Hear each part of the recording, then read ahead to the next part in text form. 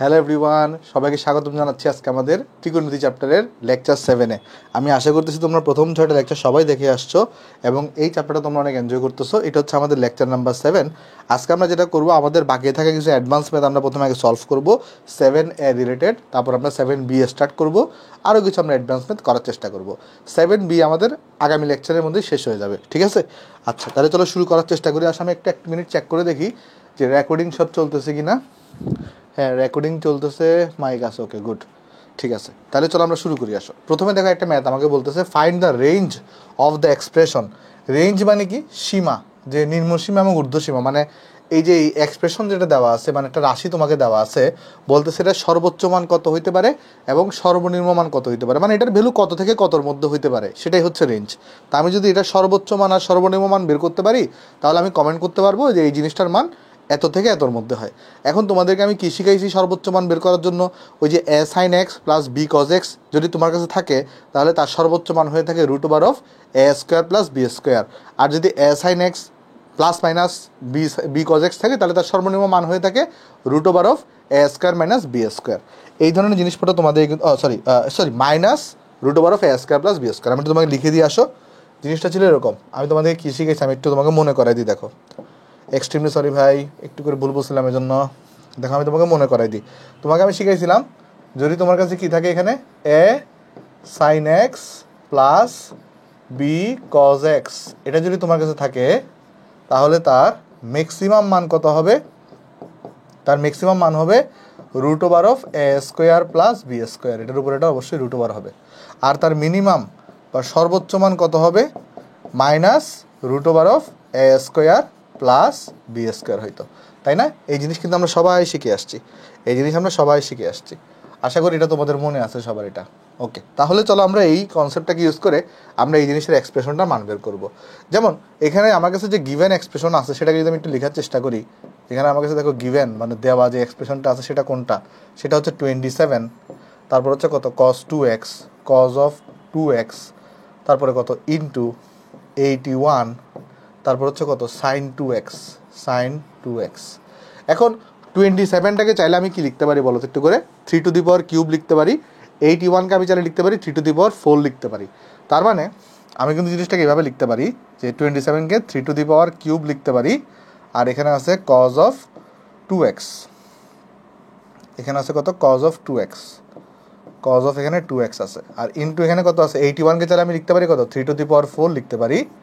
আর এখানে আছে sin of 2x is equal to, দেখো তো এখানে 3 কমন, এটি 3টাকে দিলে বাইরে লিখতে পারতা 3⁴ cos 2x into 3⁴ sin 2x। তুমি যদি 3গুলোকে যদি একসাথে কমন নিয়ে ফেলো, তাহলে এটাকে আসলে লেখা যায় 3 cos of 2x প্লাস তোমার এখানে লেখা যায় 4 sin of 2x, রাইট? এই জিনিসটা কিন্তু লেখাই যায় কেমনে? দেখো, এই 3টাকে বাইরে আনছি ব্র্যাকেটের বাইরে, তাহলে 3 cos 2x, এই 4টাকে বাইরে আনছি, তাহলে হচ্ছে 4 sin 2x। পরে হচ্ছে 3 হচ্ছে বেস, 3কে এখানে রাখলাম, তার গুণফল আকারে থাকলে পাওয়ারগুলো কিন্তু যোগফল আকারে লেখা যায়। তার মানে 3 cos 2x plus 4 sin 2x। এখন অলরেডি আমরা যেটা করব, আমরা এইটাকে নিয়ে একটু কাজ করব। তারপরে আমরা দেখো, তখন এখানে যে জিনিসটা লেখা আছে, এটাকে যদি আমরা একটা a cos x plus b sin x সাথে কম্পেয়ার করি, তাহলে এটা সর্বোচ্চ মান কত হবে? √3² প্লাস 4²। তার মানে সর্বোচ্চ মান কিন্তু হবে 5। তাহলে আমি যদি এটা বের করার চেষ্টা করি, এখানে দেখো, এখানে আমরা যদি a² প্লাস b²টা বের করে ফেলি তাহলে এখানে এই যে দেখো, আমি যদি এখানে সুন্দর করে লিখতে চাই যে √a² প্লাস b², এটার মান অ্যাকচুয়ালি আসলে কত হবে? এখানে এই যে ধরো, এখানে cos x এর সহগ আছে 3 স্কোয়ার, প্লাস এখানে sin x এর সহগ আছে 4 স্কোয়ার। তাহলে দেখো এই জিনিসটা কিন্তু আসবে কত? 5। তার মানে আমরা জানি এই যে হলুদ কালারের যে বক্স করা আছে, তার সর্বোচ্চ মান হচ্ছে 5, সর্বনিম্ন মান হচ্ছে -5। তাহলে আমরা এখানে লিখতে পারি যে এখানে তাহলে কি হবে, এই যে আমার কাছে যেটা আছে, এই যে -5 থেকে বড় হবে, এটা গতকালকে আমরা এগুলো ম্যাথগুলো করছি। আর এখানে কত আছে? 3 cos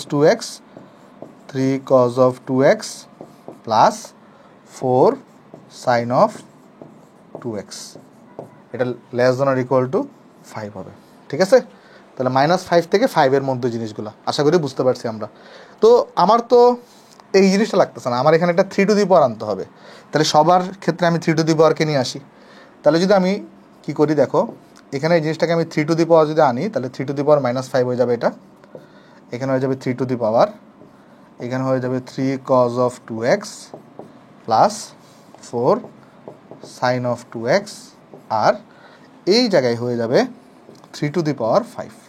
মানে সব জায়গায়, সব পুরো অসমতার সব জায়গায় বেস আকারে 3কে নিয়ে আসছি। তাহলে আমার কাছে গিভেন রাশি কোনটা ছিল? আমার কাছে প্রদত্ত রাশি ছিল হচ্ছে এইটা, এটা ছিল আমার কাছে প্রদত্ত রাশি। তাহলে এই প্রদত্ত রাশিটার সর্বোচ্চ মান হচ্ছে এত, আর সর্বনিম্ন মান হচ্ছে এত। দেখো এটা হচ্ছে আমার রেঞ্জ। এই যে দেখো, এটা হচ্ছে আমাদের প্রদত্ত রাশি। কেন এটা প্রদত্ত রাশি? কারণ এটাকে দেখো, আমার প্রশ্ন দেওয়া ছিল এইটা, আর এটাকে ভাঙাই আমি এটা পাইছি। আর এই যে পুরো জিনিসটার তাহলে মানে এই পুরো জিনিসটা লেখা মানে তো আসলে এই জিনিসটা লেখা। তাহলে এটা সর্বোচ্চ মান হচ্ছে এত, সর্বনিম্ন মান হচ্ছে এত। তাহলে এখানে আমি আনসার কীভাবে লিখবো চলো দেখাই দিয়ে আসো। ধরো এটাকে একটু ছোটো করে ফেলি, তাহলে চলো দেখাই দিয়ে আসো এটা আনসার কীভাবে লিখবো। ওকে, দেখো তাহলে আমি লিখবো যে আমার এই যে জিনিসটা আছে তার মানটা এইটা থেকে এটার মধ্যেই ভেরি করতে, মানে এইটা থেকে এটার মধ্যে ভেরি করতেছে। তাহলে এইখানে যেটা আছে, তুমি চাইলে বাঁ দিয়ে একটা লাইন লিখতে পারো, এভাবে লিখতেই পারো যে 3 টু দি পাওয়ার -5 এটা। আর এই জিনিসটা জায়গায় কি লিখে দিতে পারো, এই জিনিসটা জায়গায় লিখে দিতে পারো এই যে যেটা কোয়েশ্চনে দেওয়া আছে 27 cos of 2x, সরি 27 এটা পাওয়ার, cos of 2x দেওয়া, আর দেওয়া হচ্ছে 81 sin of 2x হচ্ছে পাওয়ার আকারে দেওয়া।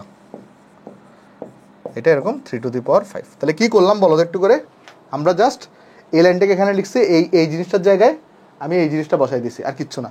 তাহলে আমরা বলতে পারি যে আমার কাছে যেখানে যেটা আছে, সুতরাং এই যে 27, এই যে আমার কাছে আছে 27 cos of 2x, তারপর আছে এখানে 81 sin of 2x belongs to কত থেকে কত।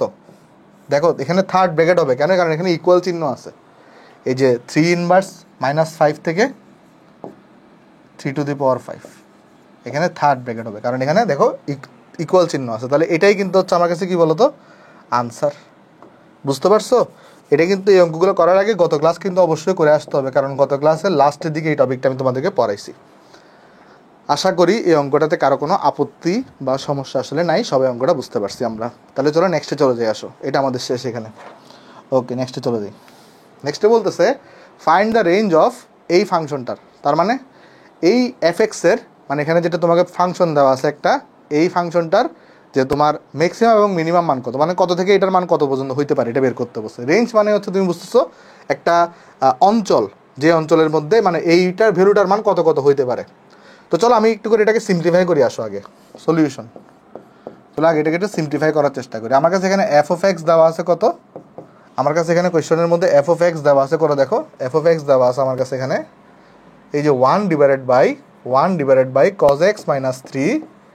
cos x minus 3 whole square plus sin x plus 4 whole square, এটা আমার কাছে দেওয়া আছে। তাহলে এটাকে যদি আমি একটু এক্সপান্ড করতাম, এক্সপান্ড করলে তুমি কি পাবা, এক্সপান্ড করলে দেখো কি পাবা, 1 divided by cos x minus 3 whole square, তাহলে এখানে পাবো cos স্কোয়ার এক্স, এখানে পাবো কত cos স্কোয়ার এক্স পাবো, তারপর এখানে পাবো -6 cos x প্লাস এখানে 9 পাবো, আর এখানে পাবো কত sin স্কোয়ার এক্স, তারপরে প্লাস 4 আর 8 sin x পাবো, প্লাস এখানে পাবো কত 16 পাবো, 16 পাবো। ঠিক আছে, sin square x plus 8 sin x plus 16 পাইছি এখানে। তারপর দেখো তো একটা জিনিস, এটাকে যদি আমি আরেকটু করে যদি ছোট করতাম বা সিম্পলিফাই করতাম, আমরা কি লিখতে পারি এখান থেকে, এইখানে দেখো এই cos স্কোয়ার এক্স আবার এখানে sin স্কোয়ার এক্স আছে, এই দুইটাকে যোগফল করে কত লিখতে পারি, 1 লিখতে পারি। 9 আর 16 যোগ করলে হয় কত হবে, 25 হবে, আর এখানে আরও একটা প্লাস 1 আছে, তাহলে 26 হয়ে যাবে। তাহলে কি হচ্ছে, কি দাঁড়াচ্ছে জিনিসটা এখানে, তাহলে দাঁড়াচ্ছে হচ্ছে এরকম, দেখো এখানে উপরে থাকবে 1, এখানে থাকবে 26। 26 কেমনে আসছে, 9 আর 16 যোগ করলে 25 আসবে, sine square x plus cos square x equal to 1, তাহলে এটা যোগ করে 26 আসবে। আর এরপরে কি আছে এখানে, প্লাস 8 সাইন এক্স আছে মাইনাস 6 কজ এক্স আছে। এখন আমাকে এই পুরা জিনিসটার আমাকে কি বের করতে বলছে, রেঞ্জ বের করতে বলছে। আমি কি করব, এই জিনিসটাকে আগে টার্গেট করব। সবসময় আগে কি করবা, ওই যে সাইন এক্স আর কজ এক্সের পার্টটাকে টার্গেট করবা। সাইন এক্সের সহগ হচ্ছে 8, কজ এক্সের সহগ হচ্ছে 6 বা -6, তুমি যাই ধরো। তাহলে এখানে root over of a square plus b square বের করে ফেলতে পারবো। তাহলে এখান থেকে যদি বের করতে চাই যে root over of a square plus b square, এই যে root over of a square plus b square যদি বের করতে চাই, সেটা দেখো তো কত আসবে। এখানে আসবে 8 এর স্কোয়ার প্লাস 6 এর স্কোয়ার বা -6 এর স্কোয়ার, দুটোটা তো সেম আসলে। তাহলে কত আসবে, এটা 8 স্কোয়ার মানে 64, আর 6 স্কোয়ার মানে কত 36, তাহলে 100 আসবে। আর 100কে রুট করে দিলে কত হবে, 10 হবে। তাহলে এই যেখানে যে জিনিসটা আছে, এই বক্স লাল বক্স করা, তার সর্বোচ্চ মান হচ্ছে 10, সর্বনিম্ন মান হচ্ছে -10। তাহলে আমরা লিখবো এখানে, এই যে আমার কাছে যেটা আছে -10 থেকে এই যে বক্স করা যেটা 8 sine x minus 6 cos x, এটা বড় আর এটা 10 থেকে ছোট। বাট এটার সাথে একটা 26 যোগ করা আছে, তাহলে উভয় পক্ষে 26 যোগ করো। তাহলে -10 যোগ 26 যোগ করো, এখানেও 26 যোগ করলাম, ঠিক আছে। আর আমি ডান পাশেও তাহলে 26 যোগ করে দিচ্ছি, তাহলে 10 যোগ 26 যোগ করে দিলাম, ঠিক আছে, কোনো সমস্যা নেই। তাহলে বা দেখো তো বা, তাহলে এখানে কত হবে, 26 থেকে 10 চলে গেলে 16 থাকবে, আর এখানে থাকবে 8, সরি এখানে থাকবে 26 plus 8 sine x minus 6 cos x. এবার বুঝতেছো তুমি কি করতে হবে এখানে, আর এখানে থাকবে 36। কি করতে হবে বলো তো, আমার তো এই জিনিসের ম্যাক্সিমাম মিনিমাম দরকার নেই, আমার দরকার এটা ইনভার্সটার।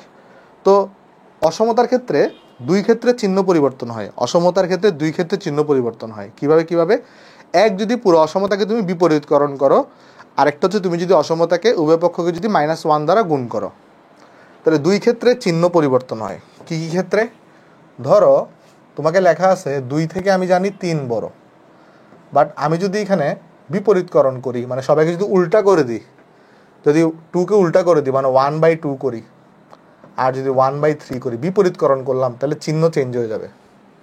আরেকটা ক্ষেত্রে চিহ্ন চেঞ্জ হয়, ধরো 2 থেকে 3 বড়, বাট আমি যদি উভয় পক্ষকে -1 দিয়ে গুণ করি, তখন চিহ্ন চেঞ্জ হয়ে যাবে। বুঝতে পারছো? তাহলে দুই ক্ষেত্রে চিহ্ন পরিবর্তন হয়, একটা হচ্ছে বিপরীতকরণ করা হইলে, আরেকটা হচ্ছে কি করা হইলে বলতো, উভয় পক্ষকে -1 দিয়ে গুণ করলে। আমার এটাকে এখন বিপরীতকরণ করতে হবে, কারণ আমার প্রদত্ত রাশিটা হচ্ছে 1/something এটা। তাহলে যদি আমি বিপরীতকরণ করি, তাহলে দেখো আমি এখানে এখন বিপরীতকরণ করব, তাহলে কি পাবো দেখো, তাহলে আমি এই লাইনে লিখতেছি বা, তাহলে বিপরীতকরণ করলে এটা 1/16 হয়ে যাবে, এটা হয়ে যাবে কত 1/16 হবে, এটা হবে 1/16।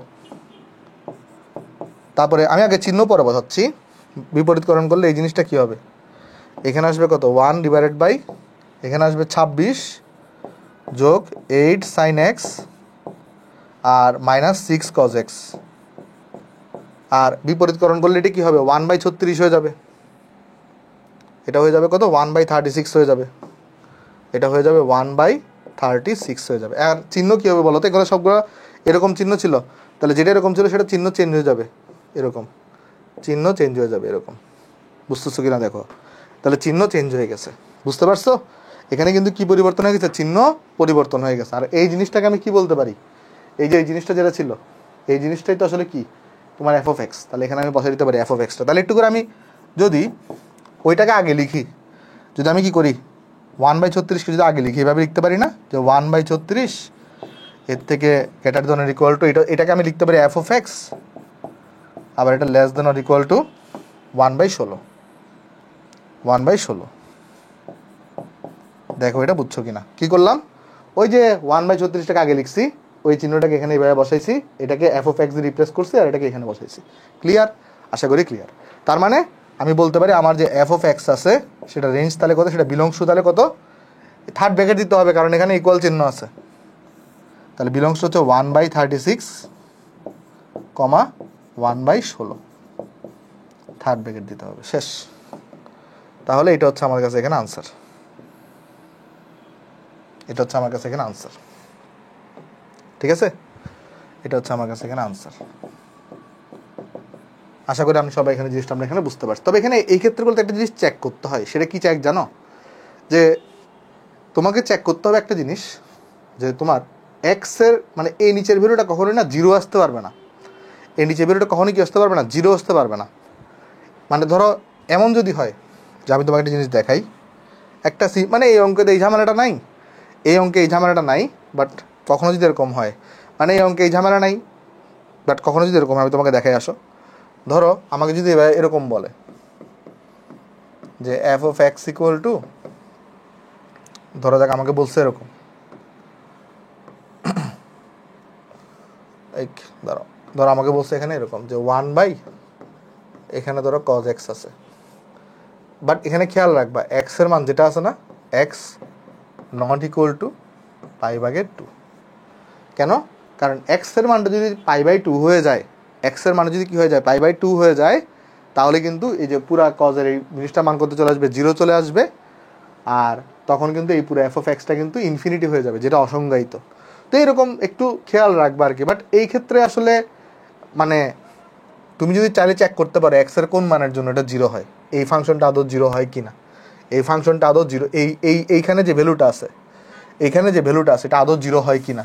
এটা জিরো হওয়ার চান্স নাই, জিরো হওয়ার চান্স নাই। মানে দেখো আমি এইখানে এরকম দেখে দেখে মাত্র বুঝতেছি যে এক্সের মান যদি π/2 বসাই তাহলে এই জিনিসটা নিচের জিনিসটা জিরো হবে, বাট এইখানে না এই জিনিসটা জিরো হওয়ার আসলে চান্স নাই, এই জিনিসটা জিরো হওয়ার চান্স নাই। কেন জিরো হওয়ার চান্স নাই আমি তোমাকে একটু বুঝাই বলি, আসো কেন জিরো হওয়ার চান্স নাই, তাই আমি চেকও করিনি আর। কেন? দেখো এখানে +4 আছে, আবার এখানে স্কোয়ার আছে। আচ্ছা সাইন এক্সের যে মানটা, খেয়াল করো তো, সাইন এক্সের যে মানটা আছে, সাইন এক্সের মানটা কত থেকে কত দিতে পারে, -1 থেকে 1। তো এখানে -1 থেকে 1 তুমি যাই বসাও না কেন, -1 থেকে 1 এর মান তুমি যাই বসাও না কেন, +4 থাকার কারণে আলটিমেটলি জিনিসটা পজিটিভ চলে আসবে। আবার এখানে একটা স্কোয়ারও আছে, আবার মাঝে এদের এখানে প্লাসও আছে। আবার এখানে কজ এক্সের মানটা -1 থেকে 1, এখানে যাই বসাও না কেন আবার -3 আছে, আর এখানে স্কোয়ার আছে, তাহলে আলটিমেটলি এটাও প্লাস এটাও প্লাস, আর এখানে দুইটা একটা পজিটিভ আছে, তাহলে আলটিমেটলি জিনিসটা পজিটিভ আসবে সবসময়। তাই এখানে আসলে এই ভ্যালুটা কখনো জিরো হওয়ার চান্স আসলে নাই, এবং এটা আমরা এখান থেকে দেখতে পাচ্ছি। দেখো এটার মানটা এখানে আসলে সবসময় পজিটিভ আসবে, কখনো নেগেটিভ আসবে না। ঠিক আছে, তো মানে জিরো আসবে না, কখন নেগেটিভ আসে নাকি আসে সেটা ম্যাটার না, বাট জিরো আসবে না, নিচেরটা কখনো জিরো আসবে না, তাই চেক করার এখানে দরকার হয়নি। বাট এই ব্যাপারগুলো একটু খেয়াল রাখবো, যখন এরকম জিজ্ঞেস করবে তোমাকে বলবে যে এরকম F of x equal to 1/cos x, তো এটার মান কত কত, এফ অফ এক্সের মান কত কত আসতে পারে, এফ অফ এক্সের মানটা কত কত আসতে পারে, এখানে এক্সের মান π/2 বসাতে পারবো না, কেমন, এটা একটু খেয়াল রাখবা তাহলে। ওকে, আশা করি আমরা সবাই বুঝতে পারছি এখানে এই অঙ্কটা। তাহলে চলো নেক্সটে চলে যাই। নেক্সটে বলতেছে যে ফাইন্ড দ্য রেঞ্জ অফ এই ফাংশনটা, তার মানে এখানে একটা ফাংশন দেওয়া আছে, এটা রেঞ্জ বের করতে বসে, মানে এটা সীমা বের করতে বসে, আবার সেম আগের কথা। তাই এটাকে একটু তোমার একটু কী করতে হবে জানো, একটু টেকনিক্যালি হ্যান্ডেল করতে হবে। কেন টেকনিক্যালি হ্যান্ডেল করতে হবে? কেউ যদি বলো যে ভাই এই যে এফ অফ এক্স, তার তো সর্বোচ্চ মান √2 হওয়ার কথা, কেমনে? কারণ সাইনের সহগ হচ্ছে 1, কজের সহগ হচ্ছে 1, তাহলে 1² + 1²। এখানে দেখো একটা কনসেপ্ট আছে, সেটা কি খেয়াল করো।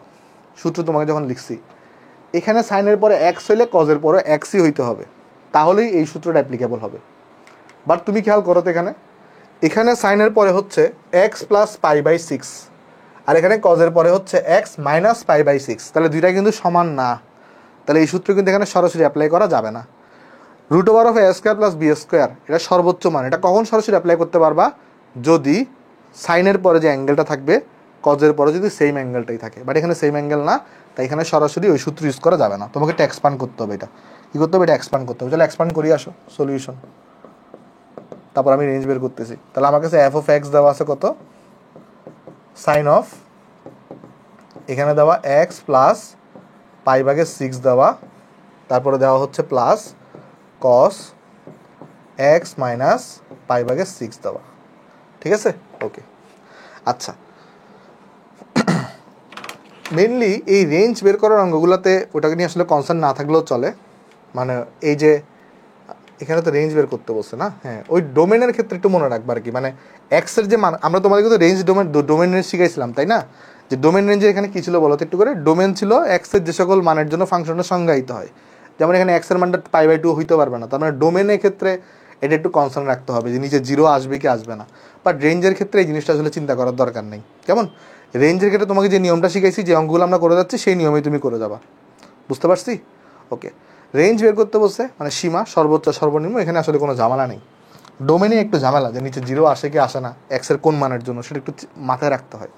ওকে, যাই হোক, তাহলে দেখো এখানে আসবে করে, তাহলে এটাকে যদি এক্সপান্ড করি sine of a plus b দিয়ে, তাহলে এখানে পাবো সাইন এ, এখানে পাবো কস বি, প্লাস এখানে পাবো কত, এই যে কজ এ, এখানে পাবো সাইন বি, প্লাস দেখো cos of a minus b এর সূত্র কি, cos a cos b plus sine A sine b, এটা অ্যাপ্লাই করবো, cos a cos b plus sine A sine B. তাহলে দেখো এখানে কত আসে, এখানে আসবে সাইন এক্স, কজ অফ π/6 মানে কজ অফ 30 ডিগ্রি, 30 ডিগ্রি মানে হচ্ছে √3/2, প্লাস এখানে আসবে কজ এক্স, সাইন π/6 এর মানে হচ্ছে 1/2, প্লাস এখানে আছে কজ এক্স, এটা কস π/6 মানে √3/2 হবে, এখানে আছে সাইন এক্স, এটা হবে 1/2 হবে। তাহলে এখানে দেখো তো আমরা কি কমন, এখানে যদি এই যে সাইন এক্সের যদি সহগগুলোকে নিতাম, এখানে আছে √3/2 প্লাস এখানে আছে কত, সাইন এক্সের সহগ হচ্ছে 1/2 সাইন এক্স, আর কজ এক্সের সহগও সেম 1/2 প্লাস √3/2, এখানে আছে কজ এক্স, ঠিক আছে?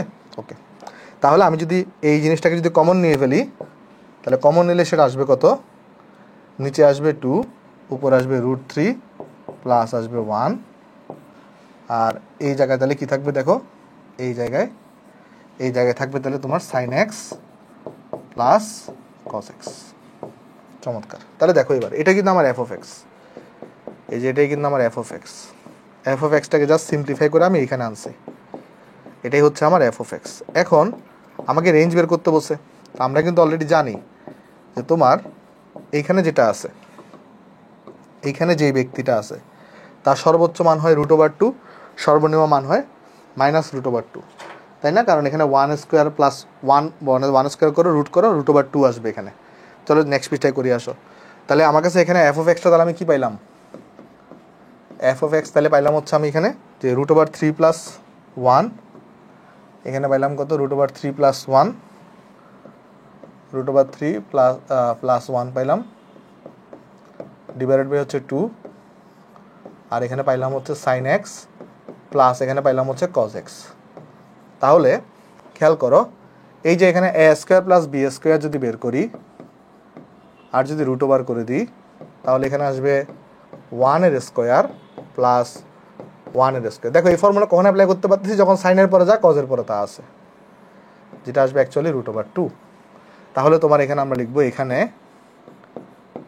এই যে এটা যেটা আছে এটা -√2 থেকে বড়,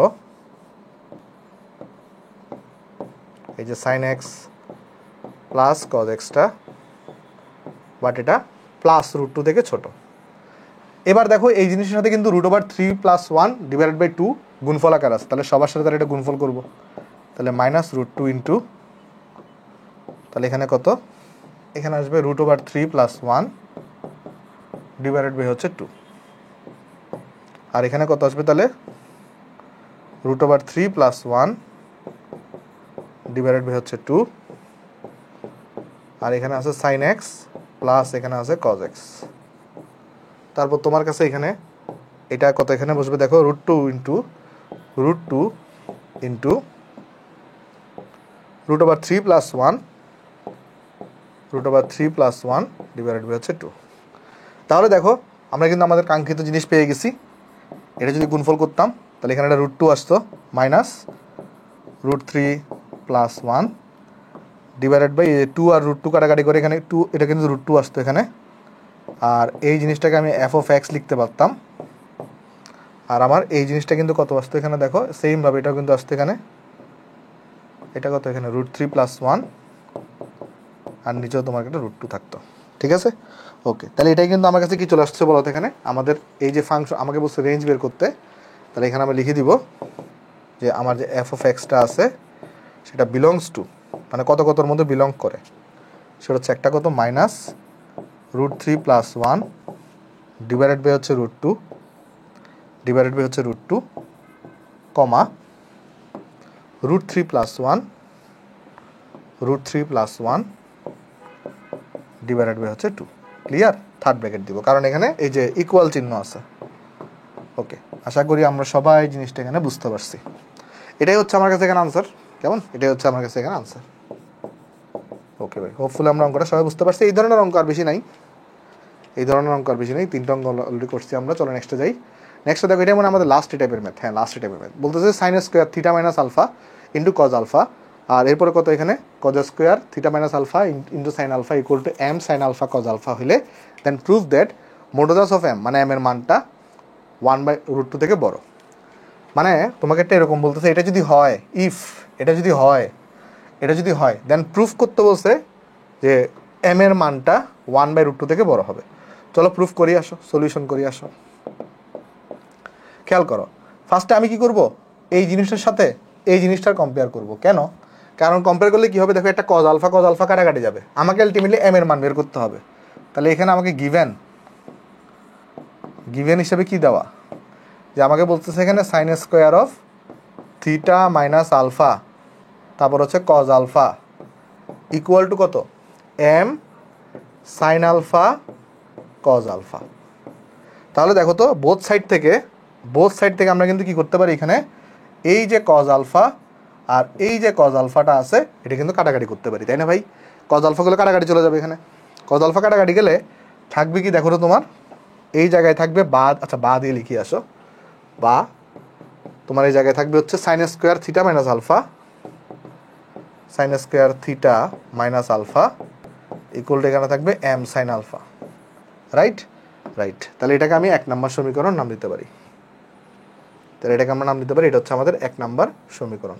ওকে, তারপরে একই সাথে আবার কি গিভেন আছে, তোমরা এগেইন লিখে না, তোমরা আবার লিখিও। এই যে এইটাকে আমি কিন্তু তাহলে এইটা ইকুয়াল টু লিখতে পারি, তাহলে cos² এই যে θ - আলফা। ত্রিকোণমিতি আসলে কি জানো, মুখস্থ ব্যাপারটা আসলে ঠিক না। ত্রিকোণমিতি আসলে তোমার একটু চোখ কান খোলা রাখতে হবে, আর কিছুই না। মানে তুমি দেখতে হবে, আচ্ছা এটা করলে এটা হয়, তোমাকে একটু ভবিষ্যৎবাণী করতে হবে আর কি, বুঝছো না?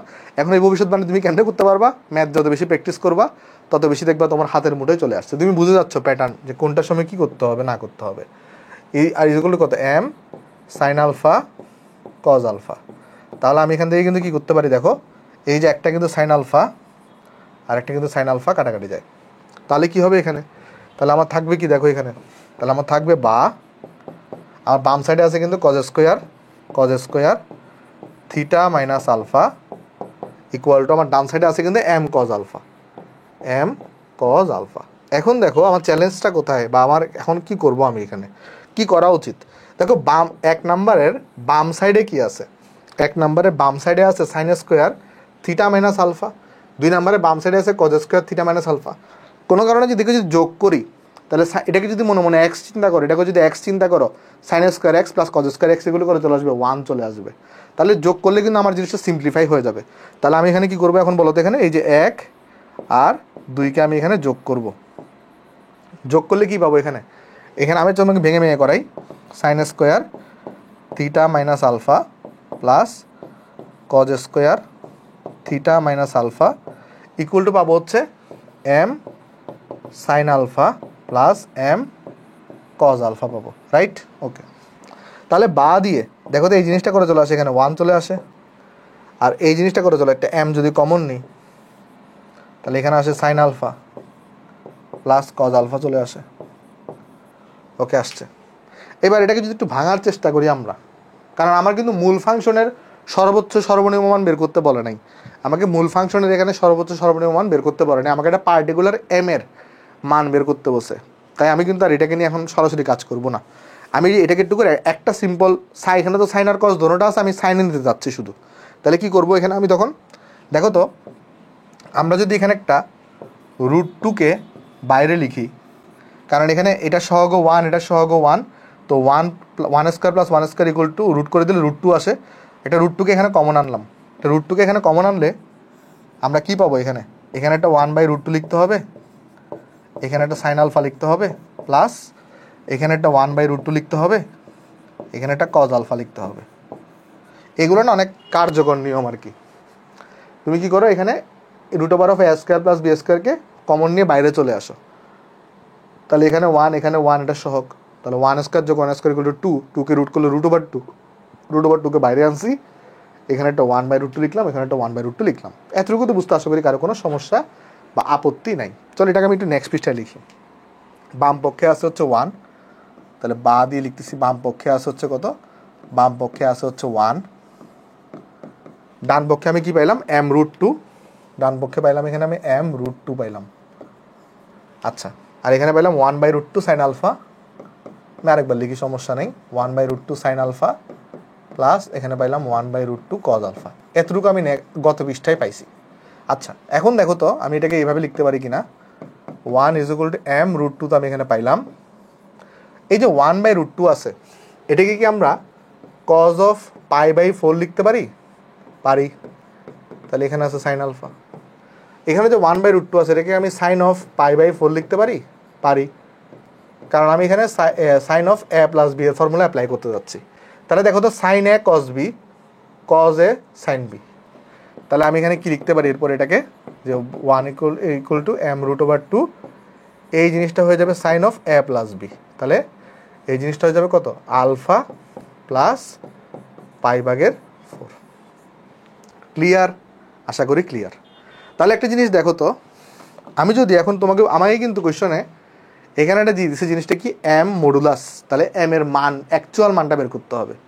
আচ্ছা, একটা জিনিস আমাকে বলো তো একটু করে, আমি যদি বলি যে এখানে তোমার একটা জিনিস দেখে আসো, ধরো আমি তোমাকে বললাম এখানে আমার কাছে একটা সাইন থিটা আছে, সাইন থিটার মানটা কীরকম হইতে পারে, সাইন থিটার মানটা -1 থেকে, আমাদের ব্যাপারটা যেটা হবে এখানে -1 থেকে সাইন থিটার মানটা বড় হবে, সেটা 1 থেকে আবার ছোট হবে, মানে সাইন, আমি এখানে সাইন থিটা যেটা আছে, সাইন থিটার মানটা কিন্তু -1 থেকে বড় হবে, 1 থেকে ছোট হবে। বাট আমি যদি তোমাকে জিজ্ঞেস করি যে সাইন থিটার যে মান বা ভ্যালু মডুলাস, এটা সর্বদা 1 থেকে ছোট হবে। মানে ব্যাপারটা হচ্ছে এরকম, এই যে এই মডুলাস মানে কি, মডুলাসটা মানে হচ্ছে যে এটা মান বোঝাচ্ছে, সাইন থিটার মান মানে এটার যে ম্যাগনিটিউড সেটা কিন্তু, মানে আর আমরা জানি মডুলাস করে ফেলে কিন্তু এটা জিনিস সবসময় পজিটিভ আসে, মডুলাস করলে নেগেটিভ অংশটা তুমি কনসিডার করতে পারবা না। মডুলাসের অ্যাকচুয়াল অর্থ আমরা আলোচনা করতেছি না, মডুলাসের অ্যাকচুয়াল অর্থ হচ্ছে মূল বিন্দু থেকে সেটা কতটুকু দূরে আছে, এগুলো আমরা এখন আলোচনা করতেছি না, আমরা জাস্ট মডুলাসের একটা ধর্ম আলোচনা করতেছি। মডুলাসের ধর্ম কীরকম, ধরো তুমি যদি মডুলাসের ভিতরে -2 রাখো, এটাই করলে কিন্তু 2 হয়ে যায়, কারণ মডুলাস মানে কি, মডুলাস কি করে, নেগেটিভ নাম্বার থাকলেও এটা পজিটিভ হয়ে যাবে রেজাল্ট।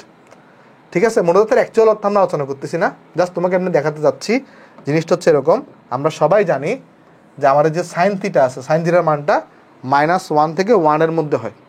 বাট আমি যদি মডুলাস অফ সাইন থিটা বলি, তাহলে এটার মানটা হচ্ছে, এটা সাইন থিটার পরম মান, মানে সাইন থিটার পজিটিভ মানটা বোঝাচ্ছে শুধুমাত্র, যে এটা কিন্তু <1 হবে, এবং এটা কিন্তু <0 হবে। ওটা যদিও লেখার দরকার নেই আর কি, একটা লিখলেই হয়। আশা করি বুঝতে পারছি আমরা জিনিসটা এখানে।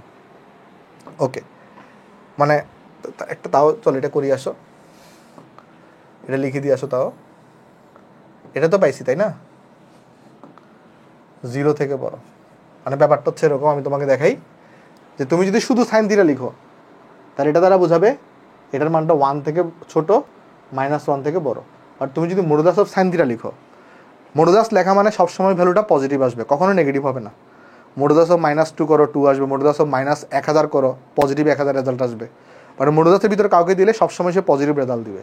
তাহলে যখন তুমি সাইন থিটাকে যখন মডুলাস এখানে যখন দিবা, মডুলাসের ভিতরে যখন রাখবা, এটা ভ্যালু কখনো নেগেটিভ হইতে পারবে না, এটা ভ্যালু 0 থেকে 1 পর্যন্ত হবে, কখনো নেগেটিভ ভ্যালুটা আসবে না। ঠিক আছে, আশা করি বুঝতে পারছি আমরা। তাহলে সেমভাবে তাহলে আমি কি বলতে পারি, সেমভাবে আমি এখানে এই জিনিস, আচ্ছা এখানে একটা জিনিস আমরা করতে পারি। তাহলে এখানে আমরা একটা জিনিস দেখো তো, এখানে আমরা ধরো 1/m মানে কত লিখতে পারি এখানে 1/m এটা ইকুয়াল টু হবে অ্যাকচুয়ালি √2 বা √2টাকে আমি এক পাশে নিয়ে আসি যে 1/√2m এটাকে আমি কি লিখতে পারি দেখো তো এখানে 1/√2m এটা ইকুয়াল টু লিখতে পারি আমরা এখানে সাইন অফ তো লাগতেছে না তাহলে থার্ড ব্র্যাকেটটা সাইন অফ আলফা প্লাস π/4 এটা লিখতে পারি। তাহলে এখান থেকে আমরা কমেন্ট করতে পারি এখানে মডুলাসের ব্যাপারটা কেন আসতেছে, কারণ আমার প্রশ্নেই মডুলাস দেওয়া ছিল, মডুলাস অফ m, তাই এখানে মডুলাসের ব্যাপারটা আসতেছে আর কিচ্ছু না। তাহলে এখানে আমরা বলতে পারি যে modulus of sine of alpha plus π/4 এটা 0 থেকে বড় বাট এটা 1 থেকে ছোট, এটা তো আমরা বলতে পারি, কারণ সাইনের এখানে যে অ্যাঙ্গেলই বসাও, আমি থিটা দ্বারা একটা জেনারেলাইজ অ্যাঙ্গেল বুঝাইছি, এটা সাধারণ অ্যাঙ্গেল, যে অ্যাঙ্গেলই তুমি বসাও, যে অ্যাঙ্গেলই বসাও তার মানটা সবসময় 1 থেকে ছোট হবে সাইনের মানটা। ওকে, তাহলে আমরা বা দিয়ে কি লিখতে পারি, বা 0 > এই যে এই জিনিসটা এটা ইকুয়াল টু কত 1/√2m, তাহলে এখানে লিখতে পারি না এটা ইকুয়াল টু কত 1/√2m মডুলাস এটা 1 থেকে ছোট, বুঝছো কিনা দেখো, মানে এটাকে আমি যদি এটাকে যদি আমি একটা নাম দিই, ধরো এটাকে যদি আমি কত নাম্বার বলবো, এটাকে আমি 3 নাম্বার যদি বলি, তাহলে এটা হচ্ছে আমাদের 3 নাম্বার সমীকরণ। তাহলে এটা আমি কোত্থেকে পাইছি, এখানে জাস্ট এই 3 নাম্বার থেকে এটার মানটা এটা বসাই দিচ্ছি আর কিচ্ছু না। ওকে, তাহলে উভয় পক্ষকে আমি √2 দিয়ে গুণ করতে পারি সব অসমতাগুলোকে, তাহলে বা দিয়ে তখন আমি কি করবো, 0কে √2 দিয়ে গুণ করলে 0ই থাকবে, আর এটা কত হয়ে যাবে মডুলাস এটা 1/m থাকবে শুধুমাত্র, আর এরপরে কত হবে এটা, এই যে √2 দিয়ে গুণ করলে এটা √2 হয়ে যাবে, বুঝতেছো কিনা দেখো, √2 দিয়ে গুণ করলে এটা √2 হয়ে যাবে। এখন আমার প্রমাণের এখানে কিন্তু কোনো 0 কিচ্ছু নাই, প্রমাণের এখানে আমাকে যে প্রমাণ করতে বলছে এখানে 0 কিছু আছে না, তাহলে তুমি যেটা করো এই 0টাকে চিন্তা করারই দরকার নেই, আমি তাহলে 0টাকে চিন্তা করা ছাড়া এখন আলোচনা করতেছি, বা আমি 0কে চিন্তা করবো না, কারণ আমার প্রমাণে 0 নাই, প্রমাণ আমাকে যেটা প্রমাণ করতে বলছে সেখানে কোথাও 0 নাই, আমি তাহলে 0 ছাড়া চিন্তা করতেছি, 0 ছাড়া হচ্ছে যেটা, মানে আমার দেখো এখানে প্রমাণে কোথাও 0 আছে দেখতেছো, 0 নাই, তাহলে আমি 0 ছাড়া এই যে 0কে বাদ দিয়ে এই অংশটা নিয়ে চিন্তা করতেছি। ওকে, তাহলে এবার আমি যদি কি করি এটাকে বলো তো বিপরীতকরণ করি, বিপরীতকরণ করলে চিহ্ন পরিবর্তন হবে, তখন কি আসবে, এটা উপর উঠে যাবে, চিহ্ন পরিবর্তন হবে, আর এখানে হবে 1/√2 হবে। দেখো বিপরীতকরণ করছো তাহলে এটাও m হয়ে যাবে, চিহ্ন পরিবর্তন হবে, আর এটা 1/√2 হবে।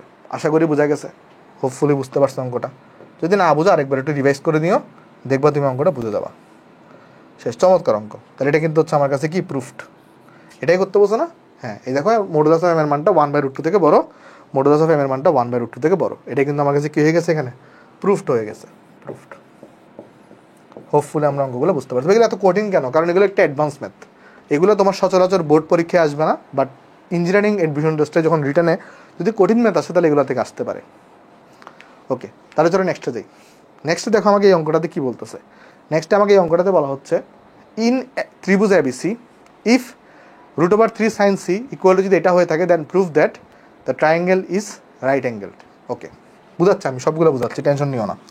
এখানে তোমার বলছে রাইট অ্যাঙ্গেল মানে কি, রাইট অ্যাঙ্গেল মানে হচ্ছে সমকোণী ত্রিভুজ, ট্রায়াঙ্গেল ইজ রাইট অ্যাঙ্গেল, এই যে রাইট অ্যাঙ্গেল, রাইট অ্যাঙ্গেল মানে হচ্ছে সমকোণী ত্রিভুজ, বুঝতে পারছো, যে রাইট অ্যাঙ্গেল এটা মানে কি, এটা মানে হচ্ছে সমকোণী ত্রিভুজ, এটা মানে হচ্ছে সমকোণী ত্রিভুজ। সমকোণী ত্রিভুজ মানে কি, এর একটা কোণ সমকোণ হবে, মানে একটা কোণের মান 90 ডিগ্রি হবে, একটা কোণের মান 90 ডিগ্রি হবে। আমাকে বলতেছে যদি একটা ত্রিভুজ এবিসিতে যদি এই সম্পর্কটা সঠিক হয়, এই সম্পর্কটা সঠিক হয় মানে √3 sin c করে যদি 2 sec a - tan a হয়, তাহলে প্রুফ করতে হবে যে সেই ত্রিভুজটা কি বলতো, একটা সমকোণী ত্রিভুজ। তাহলে চলো আমি প্রুফ করার চেষ্টা করি, আসো। তো এখানে আমাকে কি দেওয়া আছে সলিউশন, আমাকে গিভেন কি দেওয়া আছে দেখো, আমাকে এখানে গিভেন হিসেবে দেওয়া আছে কিন্তু তোমার কাছে এখানে √3 sin c equal two 2 sec a - tan of a দেওয়া। আচ্ছা, তা আমি একটা কাজ করি, এখানে যদি সাইন আছে এগুলোকে সাইন কসে নিয়ে আসি, তাহলে সাইন কসে নিয়ে আসলে এখানে কী হবে বলো তো একটু করে, আমি যদি সাইন কসে আনতে চাই, এটা তো সাইন সি আছে, সাইন সি থাকুক, এটাকে তাহলে আমি লিখতে পারি 1/cos a, তাহলে এটাকে আমি কি লিখতে পারি 1/cos a লিখতে পারি, তাহলে এটা হচ্ছে আমাদের 1/cos of a, মাইনাস এটাকে তাহলে কি লিখতে পারি আমরা এখানে tan এ যেটা আছে এটাকে লিখতে পারি sin a by cos a লিখতে পারি। ঠিক আছে, এখন দেখো এখানে cos এটা কিন্তু তোমার কি চলে আসবে, এখানে লসাগু চলে আসবে। তাহলে বা দিয়ে কি লিখতে পারি এখানে, তাহলে √3 তারপর তোমার কত এখানে √3 sin c, তাহলে ইকুয়াল টু তাহলে কত আসবে এখানে, এখানে কিন্তু cos এরা লসাগু হিসেবে আসবে, এখানে আসবে কি cos a, এটা লসাগু হিসেবে আসবে, এখানে 2 আছে মাইনাস sin a আছে। ঠিক আছে, এই জিনিসটা আমার কাছে এখানে আছে। ওকে, তাহলে একটা কাজ করতে পারি আমরা এখানে, আমরা চলো একটু করে এগুলোকে একটু কারসাজি করি। তাহলে কি পাচ্ছি, √3 sin c into cos a equal to 2 minus sin a পাচ্ছি। ঠিক আছে, তাহলে এটাকে জাস্ট গুণফল করছি আর এখানে পাচ্ছি 2 মাইনাস sin a। তারপরে বা দিয়ে কি লিখতে পারি দেখো তো, √3 sin c তারপর হচ্ছে cos of a plus sin of a equal to 2। এরকম একটা রাশি আমরা পাইছি, আমরা তাহলে এরকম একটা রাশি এখানে আমরা পাইছি। ওকে, এরকম একটা রাশি হচ্ছে আমরা এখানে পাইছি। ঠিক আছে, কোনো সমস্যা নেই। ওকে, এবার একটু করে আলোচনা করি। আসো একটা জিনিস দেখো, আমাকে একটা জিনিস প্রুফ করতে হবে কি, যে আমার যে ত্রিভুজটা আছে সেটা কি রাইট অ্যাঙ্গেল, আমার ত্রিভুজটা কি রাইট অ্যাঙ্গেল। তো রাইট অ্যাঙ্গেল মানে কি, আমাকে প্রমাণ করতে হবে যে কোনো একটা কোণ কার সমান, 90 ডিগ্রির সমান। তার মানে একটা কোণের একটা ভ্যালু আনতে হবে আমাকে, এখানে কোণের কী করতে হবে, একটা ভ্যালু আনতে হবে, যে কোনো একটা পার্টিকুলার অ্যাঙ্গেলের একটা ভ্যালু আনতে হবে। এখন তুমি যে সমীকরণটা পাইছো, তুমি যদি নজর দাও, এই সমীকরণে দুইটা অ্যাঙ্গেল আছে, একটা হচ্ছে এ অ্যাঙ্গেল, একটা হচ্ছে সি অ্যাঙ্গেল। কোনো কারণে তুমি যদি এখন, তাহলে সমীকরণে আননোন কয়টা, সমীকরণে আননোন হচ্ছে দুইটা, তাহলে দুইটা আননোন কি তুমি কখনো একসাথে সলভ করতে পারবা না। তখন তোমাকে একটু চালাকি অবলম্বন করতে হবে। কি চালাকি, আমরা যেটা করতে পারি, আমরা এই পুরা জিনিসটাকে মনে মনে এ চিন্তা করি, আর এখানে তো সাইনের সহগ হচ্ছে যে 1, তাহলে আমি কি করি, এই পুরা জিনিসটাকে আমি মনে মনে এ চিন্তা করি। তাহলে আমি তখন কি পেয়ে যাব, এই পুরা জিনিসটার সর্বোচ্চ মান কত হবে সেটা আমরা কিন্তু এখানে পেয়ে যাব, বা সর্বনিম্ন মান কত হবে সেটা কিন্তু আমরা এখানে পেয়ে যাব, তাই না। তখন কিন্তু যেটা হবে, সর্বোচ্চ আর সর্বনিম্ন মান যখন আমরা হিসাব করি, তখন কিন্তু আর এই যে cos a R sin a কে নিয়ে কিন্তু এত চিন্তা করা লাগে না, কারণ তখন হিসাবটা হয় √a² প্লাস b² এর। তখন কিন্তু আমরা চাইলে কিন্তু এই অ্যাঙ্গেলটাকে তাহলে আমরা তখন ছাড়া চিন্তা করতে পারবো। মানে এই সমীকরণের প্রবলেমটা কোথায়, এই সমীকরণের প্রবলেম হচ্ছে, তুমি প্রথম কথা কি চিন্তা করো, তোমাকে কি প্রমাণ করতে হবে, তোমাকে প্রমাণ করতে হবে আগে ত্রিভুজটা সমকোণী ত্রিভুজ, তার মানে যে কোনো একটা অ্যাঙ্গেল 90 ডিগ্রি। বাট এখানে অ্যাঙ্গেল আছে এই সমীকরণে দুইটা, তাহলে তুমি এই সমীকরণটা নিয়ে আগাইতে পারবা না বেশি দূর, কারণ দুইটা আননোন। তখন একটা চালাকি কি, তুমি কি করো, যে এই সমীকরণে এইটাকে cos a এর সহগ মনে মনে চিন্তা করো, আসলে অ্যাকচুয়ালি এটা cos a এর সহগ। তাহলে আমি এখানে তাহলে লিখতে পারি কি, আমরা তাহলে এখানে এরকম লিখতে পারি, দেখো আমরা তাহলে এখানে এরকম লিখতে পারি যে কীরকম, এই যে আমার কাছে যেটা আছে, এই যে cos a মানে এই পুরা জিনিসটার, অর্থাৎ এই পুরা জিনিসটার কোনটার দেখাচ্ছি আমি, এই √3 sin c into cos a। আমি একটা কাজ করি, cos এগুলোকে আমি ডিফারেন্ট কালার দিয়ে দেখি একটু করে, cos of a plus sin of a, এটা যেটা আছে তার ম্যাক্সিমাম মান কত হবে, এটা যেটা আছে এইটার ম্যাক্সিমাম মান কত হবে, ম্যাক্সিমাম মান সর্বোচ্চ মান কত হবে, সর্বোচ্চ মান ইকুয়াল টু হবে √3 sin c এটার স্কোয়ার 1 এটার স্কোয়ার আর হবে রুট। দেখো এটার সাথে তোমরা সবাই একমত কিনা, যে আমরা কি করলাম, এই যে জিনিসটা আছে এই জিনিসটার সর্বোচ্চ মান হবে হচ্ছে আমার এত, এই cos এর সহগ স্কোয়ার প্লাস sin এর সহগের স্কোয়ার। ঠিক আছে, তাহলে এই জিনিসটার সর্বোচ্চ মান হচ্ছে এত। ক্লিয়ার, তাহলে আমরা তাহলে বলতে পারি যে এখানে তাহলে আমরা বুঝে গেছি যে আমার এই জিনিসটা যেটা আছে, অর্থাৎ √3 sin c cos of a sin c cos of a, আমি cos of a টাকে একটা কাজ করি, আসো সবুজ কালার দিয়ে লিখি, তাহলে তোমরা একটু বুঝতে পারবা। অনেক মজার পড়া, ত্রিকোণমিতি যদি তুমি বুঝতে পারো সব কিছু আগাইতে পারো, প্লাস সাইন অফ এ। তোমার কাছে মনে হচ্ছে একটু কঠিন, হ্যাঁ এগুলো একটা অ্যাডভান্স ম্যাথের জন্য কঠিন। এটা যেটা আছে এটা সর্বোচ্চ মান হচ্ছে কত, এটা সর্বোচ্চ মান হচ্ছে এই জিনিসটা, তার মানে এটার যে মানটা সেটা সর্বদা less than or equal to কী হবে, এই জিনিসটা। তাহলে এখানে স্কোয়ার করে ফেলে কত বাবা, 3 সাইন স্কোয়ার সি। আচ্ছা আমি এমনি লিখে আসো, সমস্যা নেই। এই যে √3 সাইন সি এটার স্কোয়ার প্লাস 1 এর স্কোয়ার। দেখো বুঝতে পারছো কিনা দেখো, যে তাহলে আমরা এখানে কি বললাম, যে আমার এইখানে যেটা আছে এটা, এটার যে এইটা যেটা আছে এটার সর্বোচ্চ মান হচ্ছে, ম্যাক্সিমাম মান হচ্ছে আমাদের এটা। তার মানে এই জিনিসটার মানটা সবসময় less than or equal to হবে এটা। কারণ তুমি দেখো যখন তুমি এরকম করো, এই যে কোথায় গেছে, দাঁড়াও, হ্যাঁ এদিকে এই ফাংশনটার সর্বোচ্চ মান হচ্ছে এটা, তাই না? সর্বোচ্চ মানে সবসময় তুমি, তার মানে এই ফাংশনটা আমরা সবসময় এটা এখান থেকে ছোটো হবে, তখন তুমি এই চিহ্নটা ইউজ করো। তাহলে দেখো যখন আমরা বললাম এই ফাংশনটার সর্বোচ্চ মান হচ্ছে আমাদের এইটা, তাহলে এই ফাংশনটার মানটা সবসময় এই ভ্যালুটা থেকে ছোটো হবে। তাহলে আমার প্রদত্ত ফাংশন কিন্তু এইটা, ঠিক আছে? তাহলে এটাকে আমি একটু নেক্সট পৃষ্ঠা লিখে আসো। তাহলে এখন দেখো আমার কাছে কাহিনী কী হবে, তাহলে আমরা পেয়ে গেছি যে এখানে আমার যেটা ছিল √3 সাইন সি,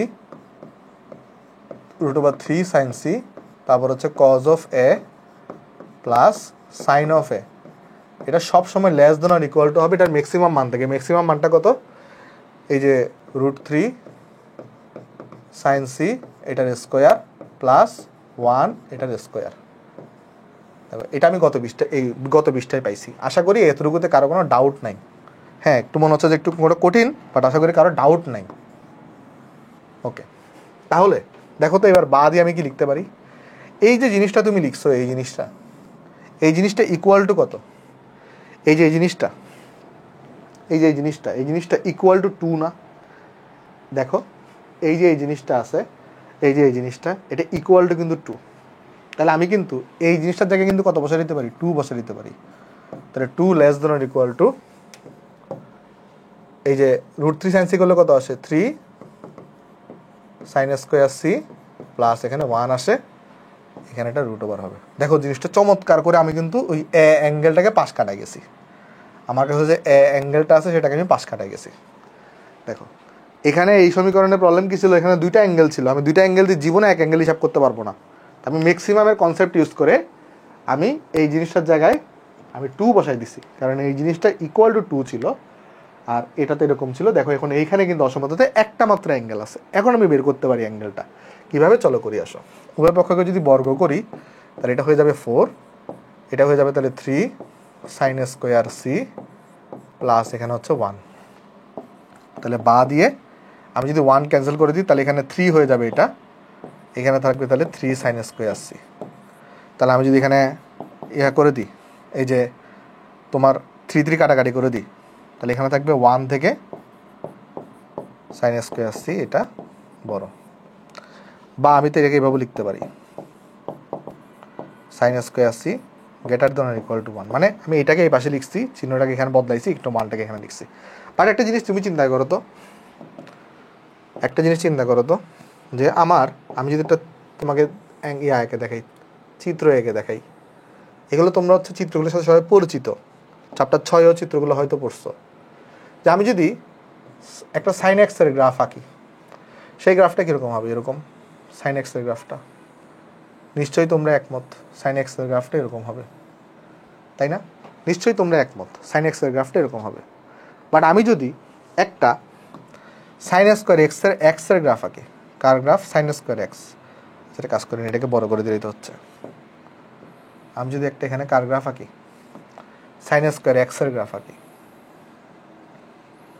ধরো আমি যদি এখানে কার গ্রাফ আঁকি সাইন স্কোয়ার এক্স, ধরো আমি তোমাকে বললাম তুমি কার গ্রাফ আঁকো, সাইন এক্সের গ্রাফ তো এটা ঠিক আছে, সাইন স্কোয়ার এক্সের গ্রাফ আঁকো। তাহলে পজিটিভ ভ্যালু তো পজিটিভই থাকবে, বাট নেগেটিভ ভ্যালুটাও পজিটিভ হয়ে যাবে। পজিটিভটা পজিটিভই থাকবে, নেগেটিভটাও পজিটিভ হয়ে যাবে, তাই না? ওকে, দেখো জিনিসটা বুঝতেছো কিনা।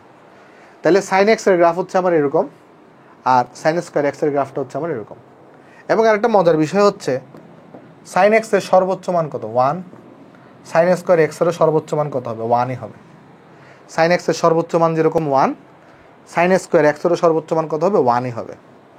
তাহলে এখানে যে লিখছে sine square c greater than or equal to 1, তাহলে এখানে আমি লিখব কিন্তু এখানে যে সাইন স্কোয়ার সি আছে সেইটা এই গ্রেটার দ্যান 1 ইহা সম্ভব নয়, ইহা অসম্ভব। ইহা কি? ইহা অসম্ভব। কেন? কারণ সাইন স্কোয়ার সি এর মানটা কখনোই 1 থেকে বড় হবে না, সর্বোচ্চ মান 1 হবে। সর্বোচ্চ মান কত হবে? সর্বোচ্চ মান 1 হবে। কখনোই এর মানটা 1 থেকে বড় হবে না। ক্লিয়ার? তাইলে এখানে যে লিখছে সাইন স্কোয়ার সিটা greater then or equal to 1, তার মানে সাইন স্কোয়ার সি এর মানটা হয় গ্রেটার দেন 1 হবে, না হয় ইকুয়াল টু 1 হবে। বাট গ্রেটার দেন 1 এটা সম্ভব না, গ্রেটার দেন 1টা অসম্ভব। গ্রেটার দেন 1টা কি? অসম্ভব। তাহলে অসম্ভব হলে সম্ভব কোনটা? তাহলে সুতরাং ইকুয়াল হওয়াটা সম্ভব, সাইন সি ইকুয়াল টু 1 হওয়াটা সম্ভব। আর সাইন সি ইকুয়াল টু 1 হওয়া মানে কি? 1 মানে আমি লিখতে পারি সাইন 90 ডিগ্রি, 1কে আমি লিখতে পারি সাইন 90 ডিগ্রি। তাহলে এখান থেকে তাহলে আমি লিখতে পারবো যে আমার সি ইকুয়াল টু কত আসবে? 90 ডিগ্রি। তার মানে আমার ত্রিভুজটা কিন্তু সমকোণী ত্রিভুজ। বুঝছো কিনা দেখো? দেখো আরেকবার বলি, এখানে অসমতার হিসাব করে sine square c greater than or equal to 1 আসছে। এটার মানে হচ্ছে সাইন স্কোয়ার সি এর মানটা 1 থেকে বড় হবে অথবা ইকুয়াল হবে। বাট সাইন স্কোয়ার সি এর মানটা কোনো 1 থেকে বড় হইতে পারবে না, ইহা অসম্ভব। তাহলে সম্ভব কোনটা? ইকুয়াল হওয়া সম্ভব। তাহলে ইকুয়াল হইলে একটা মাত্র ওয়ে আছে সম্ভব, সেটা হচ্ছে ইকুয়াল হওয়া। ইকুয়াল হলে সি ইকুয়াল 90 ডিগ্রি।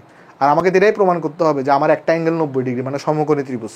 তাহলে আমি পেয়ে গেছি যে অর্থাৎ সুতরাং ত্রিভুজ এবিসি যেটা আছে এটা হচ্ছে একটা সমকোণী ত্রিভুজ, কারণ এর একটা অ্যাঙ্গেল 90 ডিগ্রি। ক্লিয়ার? আশা করি সবার ক্লিয়ার। এটা সমকোণী ত্রিভুজ, এটা হচ্ছে আমার কাছে প্রুফড হয়ে গেছে। হোপফুলি অঙ্কটা তোমরা সবাই এনজয় করছো, একটু বড় একটু জটিল ছিল, আশা করি তোমরা এনজয় করছো। চলো আমরা নেক্সট অঙ্কে চলে যাই। আসো, এটা তো আমাদের শেষ, চলো নেক্সট অঙ্কে চলে যাই। দেখো নেক্সট অঙ্কে বলতেছে সাইন 3x - 6 ইকুয়াল টু যদি cos 6x - 3 হয় তাহলে x ইকুয়াল টু কত? এখন এখানে একটা কথা আছে, সেটা হচ্ছে আমার কোয়েশ্চনে এখানে যে অ্যাঙ্গেলটা আছে এটা কি ডিগ্রিতে, এই যে দেখো এখানে যে অ্যাঙ্গেলটা আছে এটা কি ডিগ্রিতে নাকি রেডিয়ানে, এই ব্যাপারে কোনো ইনফরমেশন দেওয়া নাই। বুঝতে পারছো? এই অ্যাঙ্গেলটা ডিগ্রিতে নাকি রেডিয়ানে এর ব্যাপারে কোনো ইনফরমেশন দেওয়া নাই। তাই যদি ডিগ্রি অথবা রেডিয়ান এরকম কোনো ইনফরমেশন দেওয়া না থাকে, আমরা বাই ডিফল্ট রেডিয়ান ধরে নিই। আমরা বাই ডিফল্ট ধরো এরকম যদি শুধু এক্স লেখে আমরা ধরে নিই অ্যাঙ্গেলটা রেডিয়ানে আছে। বুঝছো? বাট যদি এরকম এক্স ডিগ্রি লেখে তাহলে আমরা বুঝবো এটা ডিগ্রিতে আছে। বাট হ্যাঁ, অনেক সময় যেটা হয় প্রশ্নে উল্লেখ করা থাকে এখানে এক্সটা, শুধু এক্স লিখলো এক্সটা ডিগ্রিতে, তখন ওইভাবে ধরে নিবা। বাট প্রশ্নে যদি উল্লেখ করা না থাকে তাহলে যদি এরকম শুধু এক্স থাকে ধরে নিবা সেটা রেডিয়ানে আছে, এক্স ডিগ্রি বললে সেটা ডিগ্রিতে আছে। ঠিক আছে? ওকে। তাহলে আমাকে এখানে কোয়েশ্চনে বলে দিছে কি? কোয়েশ্চন আমাকে বলে দিছে যে সলিউশন যদি এখানে আমি করতে চাই, যে আমাকে বলে দিছে গিভেন কি, এখানে দেখো তো গিভেন হচ্ছে সাইন অফ 3x - 6 এটা equal two cause of 6x - 3। তা আমি যদি কাটাকাটি করতে চাই, হয় বোথ সাইডে আমাকে সাইন আনতে হবে, নাহলে বোথ সাইডে আমাকে কজ আনতে হবে। তা আমি সাইনটাকে ফিক্স রাখি। আসো, সাইন আমাদের সবার প্রিয়। আমি কজটাকে কি লিখতে পারি এখানে? এটাকে আমি এভাবে লিখতে পারতাম, সাইন অফ π/2 - 6x - 3। এভাবে লেখা যায় কি? দেখো তো, এই যে কারণ সাইন অফ π/2 - 6x - 3 এটা প্রথম কোয়াড্রেন্ট, আর আলটিমেটলি π/2 এর সাথে বিজোড় সংখ্যা, তাহলে সাইনটা কনভার্ট হয়ে কজে হয়ে যেত। তাহলে একটা কজকে কিন্তু সাইন আকারে এইভাবে লেখা যায়, তা আমরা সবাই জানি। তাহলে বোথ সাইড থেকে আমি সাইন সাইন কাটাকাটি করতে পারি। তাহলে থাকবে কি? 3x - 6 ইকুয়াল টু π/2 - 6x - 3 থাকবে, এখানে ব্র্যাকেট থাকবে। তাহলে এখন তুমি যদি রেখে যদি ইয়া করো, তাহলে 3x - 6 ইকুয়াল টু π/2 - 6x + 3 হয়ে যাবে এটা। তাহলে হবে কি দেখো, এখানে এই যে 3x এর 6x যোগ করলে এটা হয়ে যাবে 9x, আর এখানে আসবে π/2 আসবে, 6টা এই পাশে পজিটিভ হয়ে +9 হয়ে যাবে। তাহলে এরপরে যদি তুমি এখান থেকে যদি যাও বা দিয়ে, যে ধরো তাহলে 9x ইকুয়াল টু কত আসছে, সেখানে লসাগু যদি নাও, লসাগু নিলে কত আসবে? π + 18 আসবে, 2 আসবে। তাহলে এখানে আসবে কত, যে যদি এক্স বের করতে চাও তাহলে এক্স হচ্ছে তোমার এখানে পাই প্লাস 18 ডিভাইডেড বাই 18, 9টা দিকে ভাগ হয়ে যাবে, পাই প্লাস 18, 9 ভাগ এখানে 18 হয়ে যাবে। তাহলে এটা হচ্ছে আমার কাছে এখানে আনসার। ঠিক আছে, এক্সের মান আমরা এখানে পেয়ে গেছি। ওকে, তাহলে চলো নেক্সট অঙ্কে চলে যাই।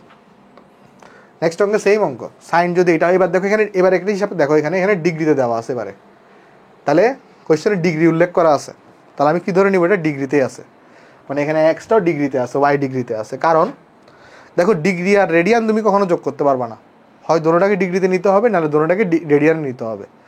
এখানে দেখো এখানে একটা কনফিউশন ছিল, এখানে কোনো 6-এর উপরে কোনো ডিগ্রি কিছু দেওয়া নাই, তাহলে আমি বুঝতেছি না 6টা কি রেডিয়ানে নাকি ডিগ্রিতে, তাহলে আমি জন্য ডাইরেক্ট রেডিয়ান ধরে হিসাব করে করছি, এই জন্য আমরা π/2 বসাইছি। বাট এখানে স্পষ্ট করে এখানে ডিগ্রি দেওয়া আছে, তাহলে বাকি সবগুলো হিসাব এখানে এই পুরো অ্যাঙ্গেলগুলো কিন্তু ডিগ্রিতেই হবে। ক্লিয়ার, সবগুলো হিসাব এখানে ডিগ্রিতেই করতে হবে, আশা করি বুঝাইতে পারছি। আমাকে এখানে বলতেছি কি, যে sec of x + y এটার মানটা কত হবে সেটা তোমাকে বের করতে বলছে। তো চলো আমি সলিউশন করি আগে, এখানে কি গিভেন দেওয়া আছে দেখি আসো।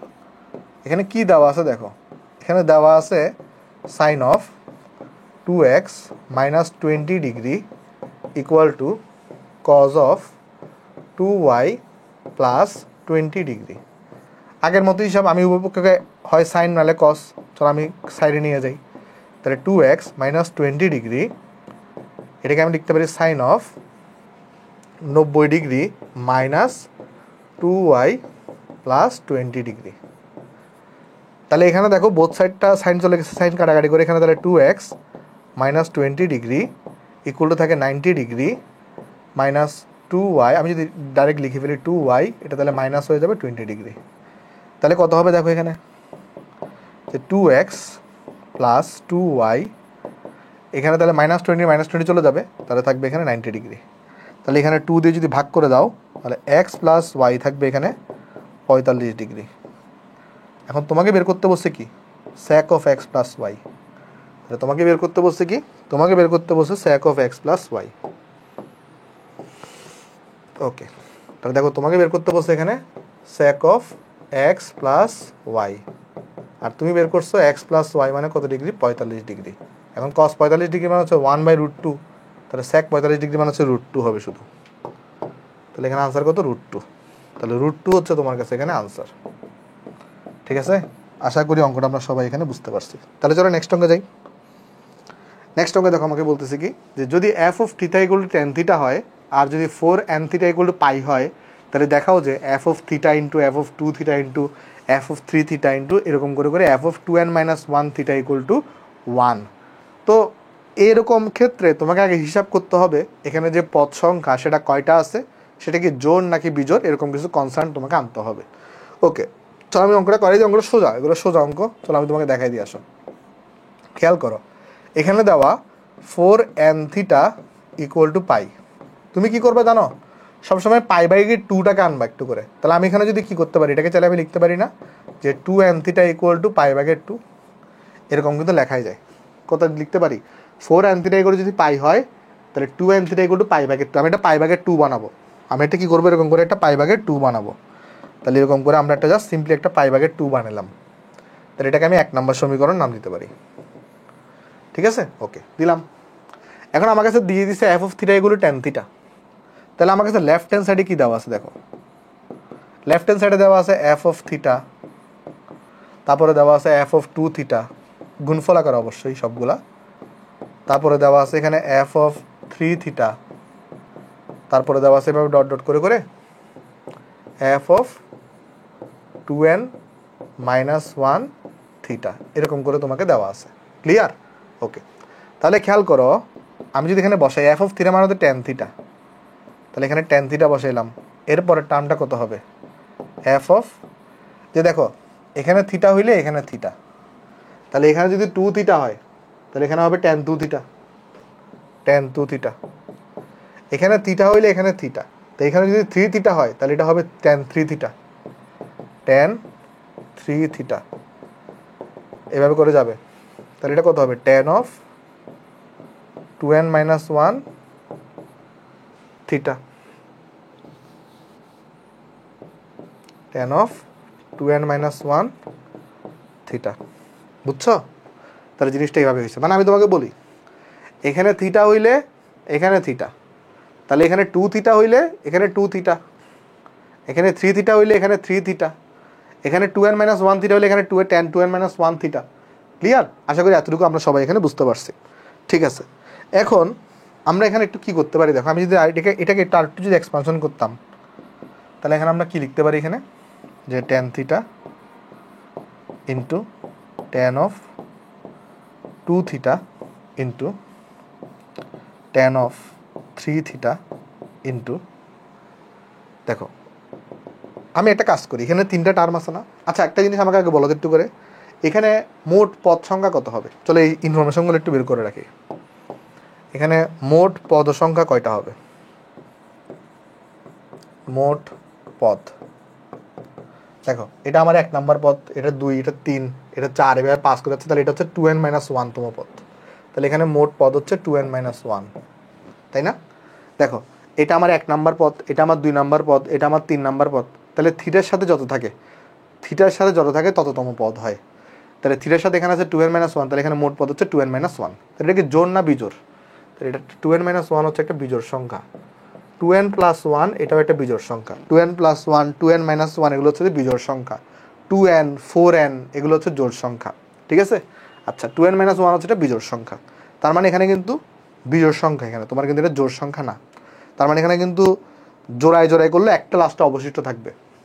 জোড় সংখ্যা হলে সুবিধা কি? মোট পদ যদি জোড় সংখ্যা হয় তাহলে সুবিধা হচ্ছে জোড়ায় চিন্তা করতে পারবা, বা জোড়ায় চিন্তা করলে অবশিষ্ট কেউ থাকবে না যদি মোট পদ সংখ্যা জোড় হয়। আর যদি মোট পদ সংখ্যা বিজোড় হয় তখন কি হবে? জোড়ায় চিন্তা করলে লাস্টে একটা টার্ম বাকি থাকবে। বুঝতে পারছো? ওকে, আশা করি তোমাদেরকে বুঝাতে পারছি। তাহলে একটা জিনিস দেখো, এখানে যেরকম 3টা টার্ম আছে, এখানে আমিও 3টা টার্মকে নিয়ে আলোচনা করি। আসো কী কী টার্ম হইতে পারে, চলো তোমাকে দেখাই। আসো একটা কাজ করি, আগে এটাকে আরেকটু ভাঙাই, তারপরে আমরা ক্লিয়ার আইডিয়া পাবো। এটাকে আরেকটু করে আগে ভাঙাই নাকি?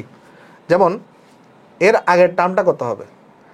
একটা জিনিস দেখো, এখানে কিন্তু ক্রমাগত কিন্তু বাড়ছে, তাহলে এটা যদি 2n - 1 হয়, তাহলে এর আগের টার্মটা হবে 2n - 2, আর এরও আগের টার্মটা কত হবে? 2n - 3 হবে।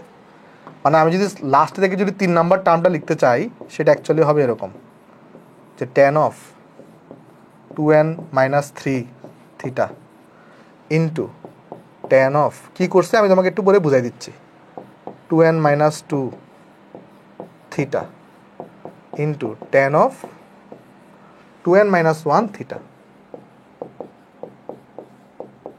দেখো এই যে এটা তো আমার লাস্ট টার্ম বা লাস্ট পথ, এর আগের পথটা কত হবে? 2n - 2 হবে, এর আগের পথটা হবে 2n - 3। কারণ তুমি যখন বাম থেকে ডানে আগাচ্ছ তখন দেখো এক এক করে বাড়ছে, 3 -3 -2 -1 এক এক করে কিন্তু বাড়ছে। তাহলে ডান থেকে যদি বামে আগাও তাহলে এক এক করে কমাইতে হবে। ফার্স্টে 1 ছিল, পরে 2, পরে 3 ভাবে করে গেছে। আশা করি এতটুকু করে তোমাদের কারো কোনো বুঝতে সমস্যা নেই। এবার আসো, এবার আমি এটাকে একটু করে কারসাজি করি। আসো তাহলে এতটুকু আমাদের কোনো পরিবর্তন হবে না আপাতত। tan theta into tan 2 theta into tan 3 theta into এভাবে যাচ্ছে। এটাকে চলে একটা এক্সপান্ড যদি করি তাহলে আসবে কত? tan অফ, আচ্ছা এটাকে ডিফারেন্ট কালার দিয়ে লিখি তাহলে তোমরা একটু বুঝতে সুবিধা হবে। তাহলে এখানে যদি করতাম তাহলে এটা আসতো কত? tan অফ, এখানে হয়তো কত? 2n থিটা মাইনাস 3 থিটা, তারপরে ইন্টু এখানে হয়তো tan অফ 2n থিটা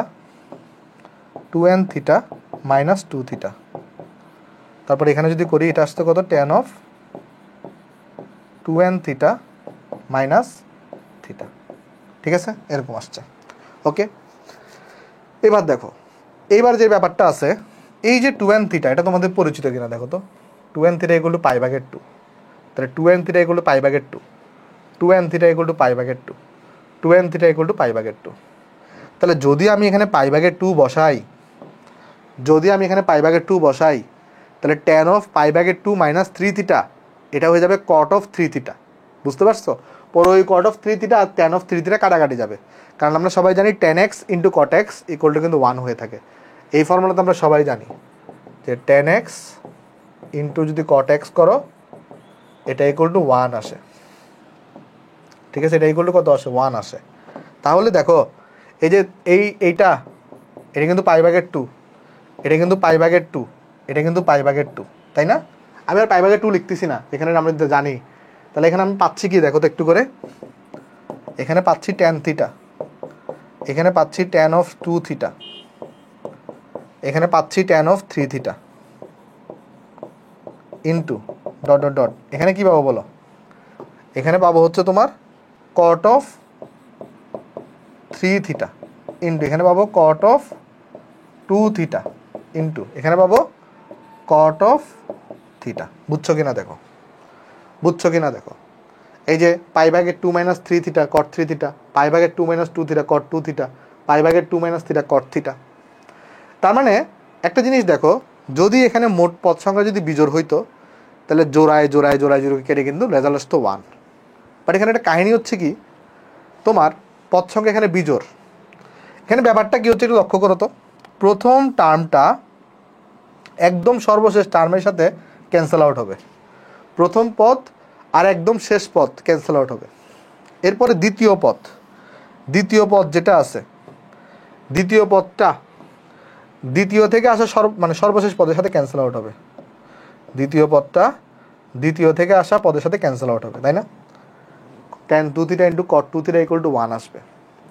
তারপর যে তৃতীয় পদ আছে, তৃতীয় পদটা ওই লাস্ট থেকে আসা তৃতীয় পদের সাথে কিন্তু ক্যান্সেল আউট হবে, ঠিক আছে? তৃতীয় পদটা লাস্ট থেকে আসা তৃতীয় পদের সাথে ক্যান্সেল আউট হবে। তাহলে একটু বলতে পারবা বাকি থাকবে কে? ক্যান্সেল হওয়া থেকে একজন তো এখানে বাকি থাকবে, কারণ এখানে মোট পদ সংখ্যা হচ্ছে বিজোড়, মোট পদ সংখ্যা হচ্ছে এখানে বিজোড়ে একজন বাকি থাকবে। তাহলে বাকি থাকবে কে? দেখো এখানে জোড়া কারা কারা জোড়া বাঁধতেছে দেখো, যদি দেখো দুইভাবে জোড়া বাঁধতে পারে। একটা হচ্ছে যদি প্রথম পদ আর শেষ পদ জোড়া বাঁধে, পরে যদি দ্বিতীয় পদ আর শেষের আগের পদ জোড়া বাঁধে, তৃতীয় পদ আর শেষের আগে তৃতীয় পদ জোড়া বাঁধে, তাহলে সবসময় মনে রাখবা মাঝখানের পদটা অবশিষ্ট থাকবে। আর যদি এমন হয় প্রথম ও দ্বিতীয় পদ জোড়া বাঁধছে, তৃতীয় আর চতুর্থ পদ জোড়া বাঁধছে, পঞ্চম আর ষষ্ঠ পদ জোড়া বাঁধছে, তাহলে একদম সর্বশেষ পদটা অবশিষ্ট থাকবে। তাহলে এরকম বিজোড় সংখ্যার ক্ষেত্রে জোড়া বাঁধার ক্ষেত্রে কে অবশিষ্ট থাকবে সেটা ডিপেন্ড করে প্রথম আর লাস্ট নাকি প্রথম আর সেকেন্ড এরকম জোড়া বাঁধতেছে। যদি প্রথম আর লাস্ট মিলে জোড়া বাঁধে আর যদি মোট পদ সংখ্যা বিজোড় হয় তাহলে মাঝখানে পদটা অবশিষ্ট থাকবে। আর যদি কি হয় প্রথম আর দ্বিতীয় যদি জোড়া বাঁধে তাহলে মনে রাখবো সর্বশেষ যে পদটা সেটা অবশিষ্ট থাকবে, ঠিক আছে? এই জিনিসটা লিখে রাখতে পারো যে তোমার, চলো লিখাই দিই। এখানে ব্যাপারটা হচ্ছে এরকম, আমার যদি কি হয় মোট পদ এটা যদি বিজোড় হয়, মোট পদ ও সংখ্যা এটা তোমার অনেক কাজে লাগবে। এগুলো যদি বিজোড় হয়, ধরো মোট পদ সংখ্যা হচ্ছে বিজোড়, ঠিক আছে? মোট পদ সংখ্যা হচ্ছে বিজোড়, সেই ক্ষেত্রে কি করবা? সেই ক্ষেত্রে যদি এরকম হয় যে প্রথম পদ মানে ব্যাপারটা এরকম এরকম বুঝে আসো, মোট পদ সংখ্যা বিজোড় মানে ধরো মোট পদ সংখ্যাটাকে আমরা আচ্ছা এভাবে দেখে যে ধরো এরকম যদি হয় যে প্রথম পদ আর শেষ পদ এটা হচ্ছে জোড়া বাঁধছে, তাহলে তো দ্বিতীয় পদ আর শেষের আগের পদটা জোড়া বাঁধবে। তাহলে এই ক্ষেত্রে তাহলে এরা মিলে কি হচ্ছে জোড়া বাঁধছে, এরা মিলে জোড়া বাঁধছে, তাহলে অবশিষ্ট থাকবে কোনটা? অবশিষ্ট থাকবে হচ্ছে মধ্যপদ, অবশিষ্ট থাকবে হচ্ছে মধ্যপদ। আর যদি প্রথম পদ আর দ্বিতীয় পদ জোড়া বাঁধে মানে সিকোয়েন্সিয়ালি যদি জোড়া বাঁধে তাহলে প্রথম পদ আর দ্বিতীয় পদ মিলে যদি জোড়াটা বাঁধে তাহলে অবশিষ্ট থাকবে হচ্ছে শেষ পদ। তাহলে অবশিষ্ট থাকবে কোনটা? শেষ পদ, শেষ পদ। বোঝা গেছে? আশা করি সবাই আমরা বুঝতে পারছি।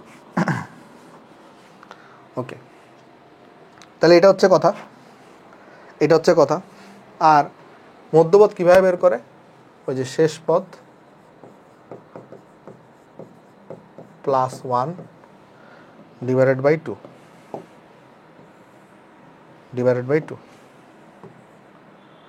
হ্যাঁ এভাবে হচ্ছে সে মধ্যপদটা বের করে, ঠিক আছে? তাহলে এখন দেখো আমি যদি এখানে এটা অ্যাপ্লাই করতে চাই তাহলে এটা হচ্ছে আমার কনসেপ্ট। কাজ করি আমি এটাকে, চলো বক্স করে দিই। এটা হচ্ছে আমাদের কনসেপ্ট। আমি ম্যাথটা তাহলে এখানে নিচে করে দিচ্ছি। আসলে এটা হচ্ছে আমাদের কনসেপ্ট। ওকে, তাহলে ম্যাথটাকে আমি নিচে করে দিই। হ্যাঁ, তাহলে এখানে আমরা পাচ্ছিলাম কি, তাহলে ইকুয়াল টু দিয়ে কিন্তু এখানে আমি আরেকবার লিখে দিয়ে আসো। এখানে ট্যান থিটা, এখানে হবে ট্যান 2 থিটা, এখানে হবে ট্যান 3 থিটা, এরপরে এখানে একটা গুণ করতে করতে একটা মধ্যপদ আসবে। আচ্ছা, মধ্যপদটা কত হবে এখানে বলো তো একটু করে, মধ্যপদটা কত হবে এখানে? মধ্যপদ যদি বের করতে চাই এটার জন্য, ধর আমি যদি এখানে মধ্যপদ বের করতে চাই এটার ক্ষেত্রে, মানে এখানে যেটা কোয়েশ্চনে আছে এটার জন্য যদি কি বের করতে চাই, মধ্যপদ, এখানে বের করে আসো মধ্যপদ। মধ্যপদটা হবে শেষ পদ কত এখানে? শেষ পদ হচ্ছে এখানে 2n - 1, 2n - 1 প্লাস হচ্ছে 1 হবে এখানে, ডিভাইডেড বাই হচ্ছে 2 হবে, ডিভাইডেড বাই এখানে 2 হবে। ঠিক আছে, ডিভাইডেড বাই এখানে 2 হবে। ওকে, ওই যে আমরা মধ্যপদ বের করতেছি, শেষ পদ প্লাস 1, শেষ পদ হচ্ছে 2n - 1 প্লাস 1 ডিভাইডেড বাই এখানে 2 করছি। কেমন? তাহলে -1 + 1 কাটাকাটি, এখানে মধ্যপদ থাকবে n। তাহলে মধ্যপদ কত হবে? n theta. তাহলে ট্যান অফ n থিটা, এটা হচ্ছে মধ্যপদ। এরপর আগাইতে থাকবে আগাইতে থাকবে, এরপরে কি হবে? ওই যে কট থিটা, মানে কট 3 থিটা আসছে, কট 3 থিটা আসছিল, পরে আসছিল কট অফ 2 থিটা, পরে আসছে এখানে কট অফ থিটা, তাই না? এই যে দেখো এটা আসছে। তাহলে এখানে সবাই ক্যান্সেল আউট হবে, শুধু বাকি থাকবে কোনটা? বাকি থাকবে হচ্ছে এই মধ্যপদটা। সবাই এখানে 1 1 1 আসবে সবগুলো রেজাল্ট। তাহলে বাকি থাকবে এখানে শুধুমাত্র ট্যান অফ n থিটা। এবার দেখো 4n থিটা মানে হচ্ছে যে পাই, তাহলে n থিটা মানে কত? π/4। তাহলে n থিটা মানে কত আসবে?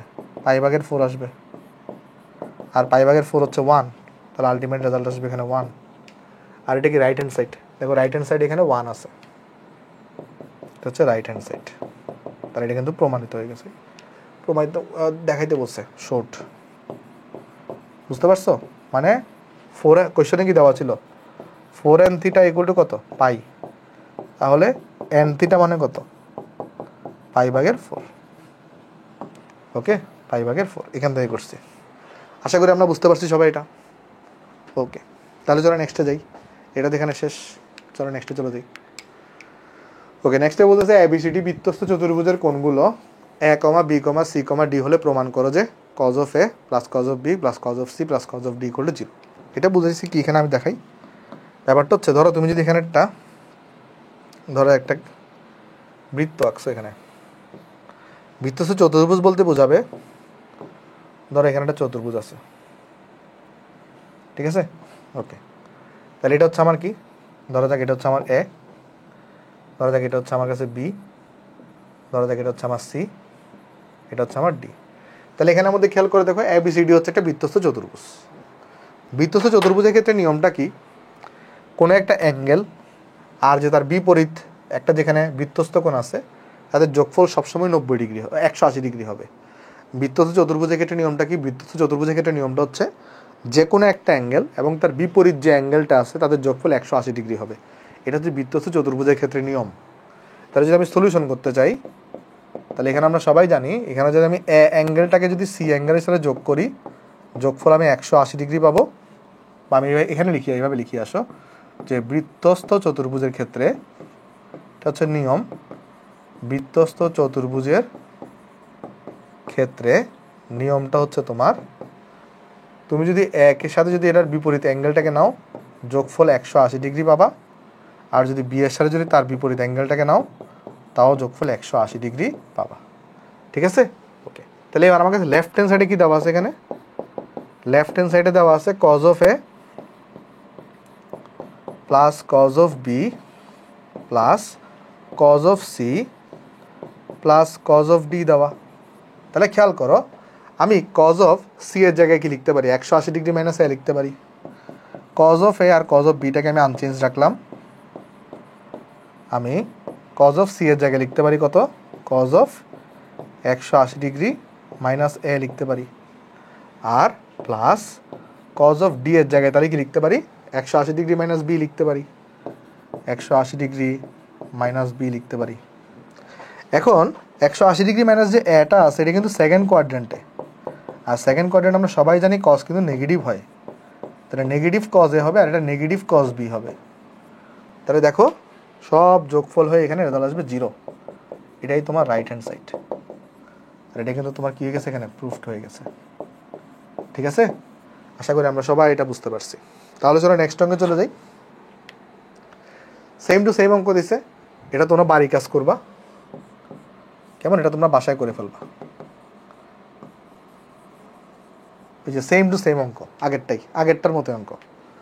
ওকে, এটাও সেম। আসলে অ্যাকচুয়ালি এই যে বৃত্তস্থ চতুর্ভুজের কোণগুলো ABCD হলে প্রমাণ করো যে এত এত এত। তার মানে এখানে আমি এটা করে দিয়ে আসো একটু করে, যেহেতু sin 2 এর কথা বলছে এখানে, এটা আসলে অ্যাকচুয়ালি সেম। তাহলে এখানে কিন্তু আমার a প্লাস c যেটা, এটা ইকুয়ালটা হবে 180 ডিগ্রি, আর b প্লাস d যেটা, এটা ইকুয়ালটা হবে 180 ডিগ্রি। কেমনে, ওই যে আমি আরেকবার যদি অঙ্কন করতে চাই, তাহলে এটা হচ্ছে আমার একটা বৃত্ত, আর এর বৃত্তস্থ চতুর্ভুজটা হচ্ছে আমার এইটা। ওকে, তাহলে এটা হচ্ছে ধরা যাক যদি আমাদের এ হয়ে থাকে, তাহলে এটা যদি আমাদের বি হয়ে থাকে, এটা যদি আমাদের সি হয়ে থাকে, এটা যদি আমাদের ডি হয়ে থাকে, তাহলে এই অ্যাঙ্গেলটা আর এই অ্যাঙ্গেলটাকে যোগ করলে 180 ডিগ্রি হবে, বি আর ডি যোগ করলে 180 ডিগ্রি হবে। এখন লেফট হ্যান্ড সাইডে কি দেওয়া আছে দেখো, লেফট হ্যান্ড সাইডে দেওয়া sine of 2a plus sine of 2b plus sine of 2c plus sine of 2d। তাহলে আমি এভাবে লিখতে পারি যে সাইন অফ, একটা জিনিস দেখো, a প্লাস c যদি কত হয় তোমার, আচ্ছা ওভাবে লেখার দরকার আছে কি, এভাবে যদি লিখতে পারি, ধরো সাপোজ এখানে যদি 2 দিয়ে গুণ করি, তাহলে 2a প্লাস 2c, তাহলে ইকুয়াল টু 360 ডিগ্রি হবে। তাহলে 2a মানে আমি কত লিখতে পারি, 2a মানে আমি লিখতে পারি তাহলে 360 ডিগ্রি মাইনাস 2c। দেখো তারা বুঝছো কিনা, এই যে a প্লাস c মানে 180 ডিগ্রি না, আমি উভয়পক্ষকে 2 দিয়ে গুণ করলাম, তাহলে কত পাবো, 2a plus 2c equal to 360 degree. তাহলে 2a মানে কত পাবো, এই যে 360 ডিগ্রি মাইনাস 2c। আবার সেমভাবে আমি যদি সাইন অফ এখানে যদি আমি 2 দিয়ে গুণ করি, তাহলে 2b plus 2d equal to 360 degree, তাহলে 360 ডিগ্রি মাইনাস 2d পাবো। আচ্ছা আমি এখানে ডিকে বি আর ডি চেঞ্জ আর, তাহলে আর সি আর ডিকে চেঞ্জ করার দরকার নেই, তাহলে সি আর ডি যেমন আছে তেমনই থাকুক। তাহলে এখানে থাকবে সাইন অফ 2c প্লাস এখানে আছে সাইন অফ 2d। তাহলে খেয়াল করো তো ভাই, এই জিনিসটা কোথায় আছে, 360 ডিগ্রি মাইনাস সামথিং একটা অ্যাঙ্গেল, এটা কিন্তু ফোর্থ কোয়াড্রেন্টে আছে। ফোর্থ কোয়াড্রেন্টে সাইন নেগেটিভ হয়, তাহলে নেগেটিভ সাইন অফ 2c, এটা হবে নেগেটিভ সাইন অফ 2d, এটা হবে সাইন 2c প্লাস এটা হবে সাইন অফ 2d। তাহলে এখানে আসবে কিন্তু রেজাল্ট আসবে কত, 0। একটা জিনিস যেটা লিখে দিতে পারি আমি এখানে, এই যে আমার এটা যেটা আছে এটা ফোর্থ কোয়াড্রেন্টে আছে, আর তাহলে এটা কিন্তু রাইট হ্যান্ড সাইড হয়ে গেছে, রাইট হ্যান্ড সাইড, এটাই হচ্ছে আমার কাছে এখানে প্রুফড। হোপফুলি অঙ্কগুলো আমরা সবাই এখানে বুঝতে পারছি, কারো এখানে কোনো সমস্যা নেই। তাহলে চলো নেক্সটে চলে যাই। ওকে, এই অঙ্কগুলো তো আমরা অনেকগুলো করছি, একবার জোর হলে কী হবে, একবার বিজোর হলে কী হবে, এই অঙ্কগুলো আর করে দিচ্ছি না এখানে, এটা তোমাদের বাড়ি কাজ থাকবে। তো 7a এর অঙ্ক তোমরা তাহলে বাসায় করবা। ওকে, আসো এগুলো করি, আমি একটু পানি খাই নিই, তারপর আমি শুরু করতেছি। আমার এখন থেকে 7 বি এর ম্যাথ স্টার্ট, কেমন?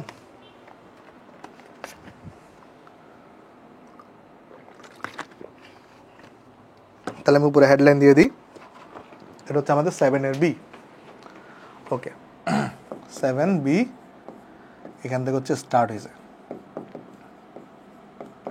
ওকে, আমাকে বলছে মান নির্ণয় করো, cos 15 ডিগ্রি এটার মান বের করতে বলছে। চলো আমরা এগুলো করে দিয়ে আসো, ইজি অঙ্ক। দেখো সলিউশন, 1 cos অফ 15 ডিগ্রি, এটাকে আমি লিখতে পারি কত, cos of 45 degree minus 30 degree, তাই না? তাহলে এখানে আমরা কত পাচ্ছি দেখো, এখানে cos অফ a মাইনাস বি সূত্র অ্যাপ্লাই করবো, তাহলে cos a cos b minus থাকার কারণে এটা প্লাস হয়ে যাবে, sin a sin b। তাহলে দেখো আমরা পাবো এখানে কস 45 ডিগ্রি হচ্ছে 1/√2, কস 30 ডিগ্রি মানে হচ্ছে √3/2, এটা মানে হচ্ছে 1/√2, আর এখানে আসবে 1/2 আসবে। তাহলে ইকুয়ালটা যদি করি, এখানে দেখো লসাগু কত আসবে, আচ্ছা লসাগু পরে, আগে এটা যদি ক্যালকুলেশন করি, নিচে আসবে এখানে কত, লসাগু নিয়ে ফেলে একসাথে, 2√2 লসাগু আসবে, এখানেও 2√2, এখানেও 2√2, তাহলে √3 + 1 আসবে, √3 + 1, তাহলে এটাই কিন্তু হচ্ছে আমার কাছে এখানে আনসার। ঠিক আছে, এটা হচ্ছে আমার কাছে এখানে আনসার। ওকে, তারপর সেকেন্ডটা বলতে সাইন অফ 75 ডিগ্রি, দুইভাবে করতে পারো। একটা হচ্ছে sine 90 degree - 15 degree, but 15 degree হলে তো তুমি জানো না, তাহলে সহজ উপায় কি আছে? সহজ উপায় হচ্ছে 30 ডিগ্রি প্লাস 45 ডিগ্রি করো, এটা হচ্ছে সবচেয়ে সহজ উপায়। কেউ যদি 90 ডিগ্রি - 15 ডিগ্রি করো, তো সাইন 15 ডিগ্রি কস 15 ডিগ্রি মান তো তুমি জানো না, তো এটা করা তোমার জন্য রিস্ক, তুমি এই জন্য এটা এই ওয়েতে করো। 30 ডিগ্রি প্লাস 45 ডিগ্রি লিখো, 30 আর 45 যোগ করলে 75 হয়। তাহলে সাইন এ প্লাস বি সূত্র কি? সাইন এ কস বি প্লাস কস এ সাইন বি। তাহলে আমি যদি ভ্যালুগুলো বসাই দিই এখন, দেখো সাইন 30 ডিগ্রি মান হচ্ছে 1/2, কস 45 ডিগ্রি হচ্ছে 1/√2, প্লাস কস 30 ডিগ্রি মানে হচ্ছে √3/2, আর সাইন 45 ডিগ্রি মানে হচ্ছে 1/√2। তাহলে এখানে কি আসবে? এখানে লসাগু যদি নিই, লসাগু নিলে এখানে আসবে 2√2 আসবে, আর এখানে আসবে √3 প্লাস এখানে 1 হয়ে যাবে। তাহলে এটা হচ্ছে আমার কাছে এখানে আনসার। ওকে, তাহলে এটা হচ্ছে আমার কাছে এখানে আনসার। তাহলে এটা আমাদের দুটো শেষ। চলো নেক্সটে চলে যাই, আসো। এখানে আমার কাছে প্রমাণ করো এই এত ডিগ্রি তোমার এটা equal two √3/2, 78 degree 19 minute, 78 degree 19, আমরা কিন্তু সবাই কনভার্সনে নিশ্চয়ই সবাই জানি যে আমার 60 মিনিট এটা মানে কিন্তু হচ্ছে 1 ডিগ্রি। ঠিক আছে, এই কনভার্সনটা আমরা সবাই জানি, তাই না? এই কনভার্সন আমরা সবাই জানি। ওকে, মানে ব্যাপারটা হচ্ছে এরকম, ধরো তুমি 90 ডিগ্রি লিখছো না, এটাকে চাইলে তুমি 89 ডিগ্রি 60 মিনিটও লিখতে পারতা, কোনো সমস্যা নেই। 90 ডিগ্রিকে তুমি চাইলে কি লিখতে পারতা? 89 ডিগ্রি 60 মিনিটও লিখতে পারতা, কারণ 60 মিনিট মানে হচ্ছে 1 ডিগ্রি, 89 আর 1 যোগ করলে 90 ডিগ্রি হয়। তো কনসেপ্টটা এখানে আমরা অ্যাপ্লাই করবো, এবং অ্যাপ্লাই করে আমরা চলো অঙ্কটা করি, আসো। আমাকে লেফট হ্যান্ড সাইড আমি যদি এখানে করতে চাই, প্রমাণ যেহেতু করতে বসে, তাহলে এটা হচ্ছে sine of 78 degree 19 minute into cos of 18 degree 19 minute, আর এরপর দেওয়া আছে কত, minus sine of 11 degree 41 minute into sine of 18 degree 19 minute. দেখো 18 ডিগ্রি 19 মিনিট এখানেও আছে, 18 ডিগ্রি 19 মিনিট এখানেও আছে, আমি বুঝতেছি। তাহলে এই অ্যাঙ্গেলটাকে 90 ডিগ্রি থেকে বাদ দিই, এইটা 90 ডিগ্রি থেকে যদি আমি এটা বাদ দিই, তাহলে আমি এই অ্যাঙ্গেলটা পাবো, বুঝছো? তাহলে যদি আমরা লিখতে চাই, দেখো আমরা কিন্তু এভাবে লিখতে পারি, 78 ডিগ্রি 19 মিনিট কীভাবে লেখা যায় কিনা দেখো তো, 90 degree minus 11 degree 41 minute, 90 degree minus 11 degree 41। কারণ দেখো তুমি যদি এই যে এভাবে চিন্তা করো, 90 ডিগ্রি থেকে যদি তুমি 41 মিনিট বাদ দাও, তুমি 90 ডিগ্রিকে এভাবে চিন্তা করো, তুমি কীভাবে চিন্তা করো আমি তোমাকে দেখাই। তুমি 90 ডিগ্রিকে এভাবে চিন্তা করো, 90 ডিগ্রিটাকে আমি এভাবে চিন্তা করলাম যে 89 ডিগ্রি আর আমার কাছে 60 মিনিট আছে। 90 ডিগ্রিকে আমি কীভাবে চিন্তা করলাম, 89 ডিগ্রি 60 মিনিট, তাহলে 60 মিনিট থেকে তুমি যদি 41 মিনিট বাদ দাও তাহলে থাকে 19 মিনিট, আর যদি 89 ডিগ্রি থেকে যদি 11 ডিগ্রি বাদ দাও তাহলে থাকে 78 ডিগ্রি। বুঝতে পারছো? আশা করি এটা বুঝতে পারছো। মানে আমি যেটা বলতে চাচ্ছি, এই অ্যাঙ্গেলটা এখানেও আছে, দেখো এই অ্যাঙ্গেলটা এখানেও আছে, এই অ্যাঙ্গেলটা এখানেও আছে, তাহলে আমি বাই ডিফল্ট বুঝতে পারতেছি এই অ্যাঙ্গেলটা আসবে কেমনে, 90 ডিগ্রি থেকে যদি এই অ্যাঙ্গেলটা বাদ দিই তাহলে দেখবে এই অ্যাঙ্গেলটা থাকবে।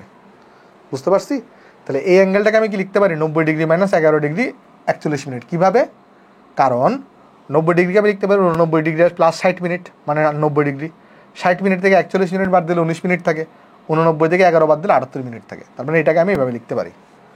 তাহলে এটা থাকুক এভাবে। তারপরে এখানে কি আছে, ইনটু এখানে আছে কজ অফ, আমি একটু ভেঙে ভেঙে করাচ্ছি প্রথম, পরে অঙ্কগুলো তো আমরা আর এত ভেঙে ভেঙে করাবো না, minus sine of 11 degree 41 minute, মানে ভেঙে ভেঙে বলতে এরকম আর ভাঙবো না আর কি। তুমি বাই ডিফল্ট 90 ডিগ্রি মানে এটাকে চিন্তা করে নিবা। তাহলে একটা কাজ করি, এটাকে আবার অনেকে মনে করতে পারে এটা পাশাপাশি আছে, এটা আলাদা আলাদা জিনিস। ওকে, তারপর দেখো ইনটু এখানে আছে সাইন অফ 18 ডিগ্রি 19 মিনিট, ঠিক আছে। তাহলে দেখো দি ইকুয়াল টু আমি কী পাচ্ছি এখানে, sine of 90 degree minus something, তাহলে এটা অবশ্যই কজ হয়ে যাবে। তাহলে এখানে হবে cos of 11 degree 41 minute into cos of 18 degree 19 minute minus sine of 11 degree 41 minute into sine of 18 degree 19 minute. Okay, তাহলে এরপর দেখো তো আমি যদি এখানে হিসাব করতে চাই, এটা কিন্তু cos A cos B, sine A minus sine A sine B, তাহলে cos of A plus B লিখতে পারি না? এটাকে লিখতে পারি cos of 11 degree 41 minute plus 18 degree 19 minute. তাহলে যেটা আসে কত বলো তো এখানে, কজ অফ, এটা কত হয় 11 আর 18 যোগ করলে 29 ডিগ্রি, আর 41 আর 19 যোগ করলে 60 মিনিট, তো 29 ডিগ্রির সাথে 60 মিনিট যোগ করলে এটা কিন্তু 30 ডিগ্রি হয়ে যায়। এটা কত হয়, আমি যদি ভেঙে ভেঙে লিখতে চাই, ভেঙে ভেঙে পরবর্তীতে লিখবো না, তাহলে 29 ডিগ্রি 60 মিনিট হয়, কারণ এটা সাথে এটা যোগ করো, আলটিমেটলি যেটাকে আমরা কি লিখতে পারি, কজ অফ 30 ডিগ্রি লিখতে পারি, যেটার মান কত √3/2। আর দেখো রাইট সাইডে √3/2ই আছে, এটা কি হয়ে গেছে আমাদের, এটা প্রমাণিত।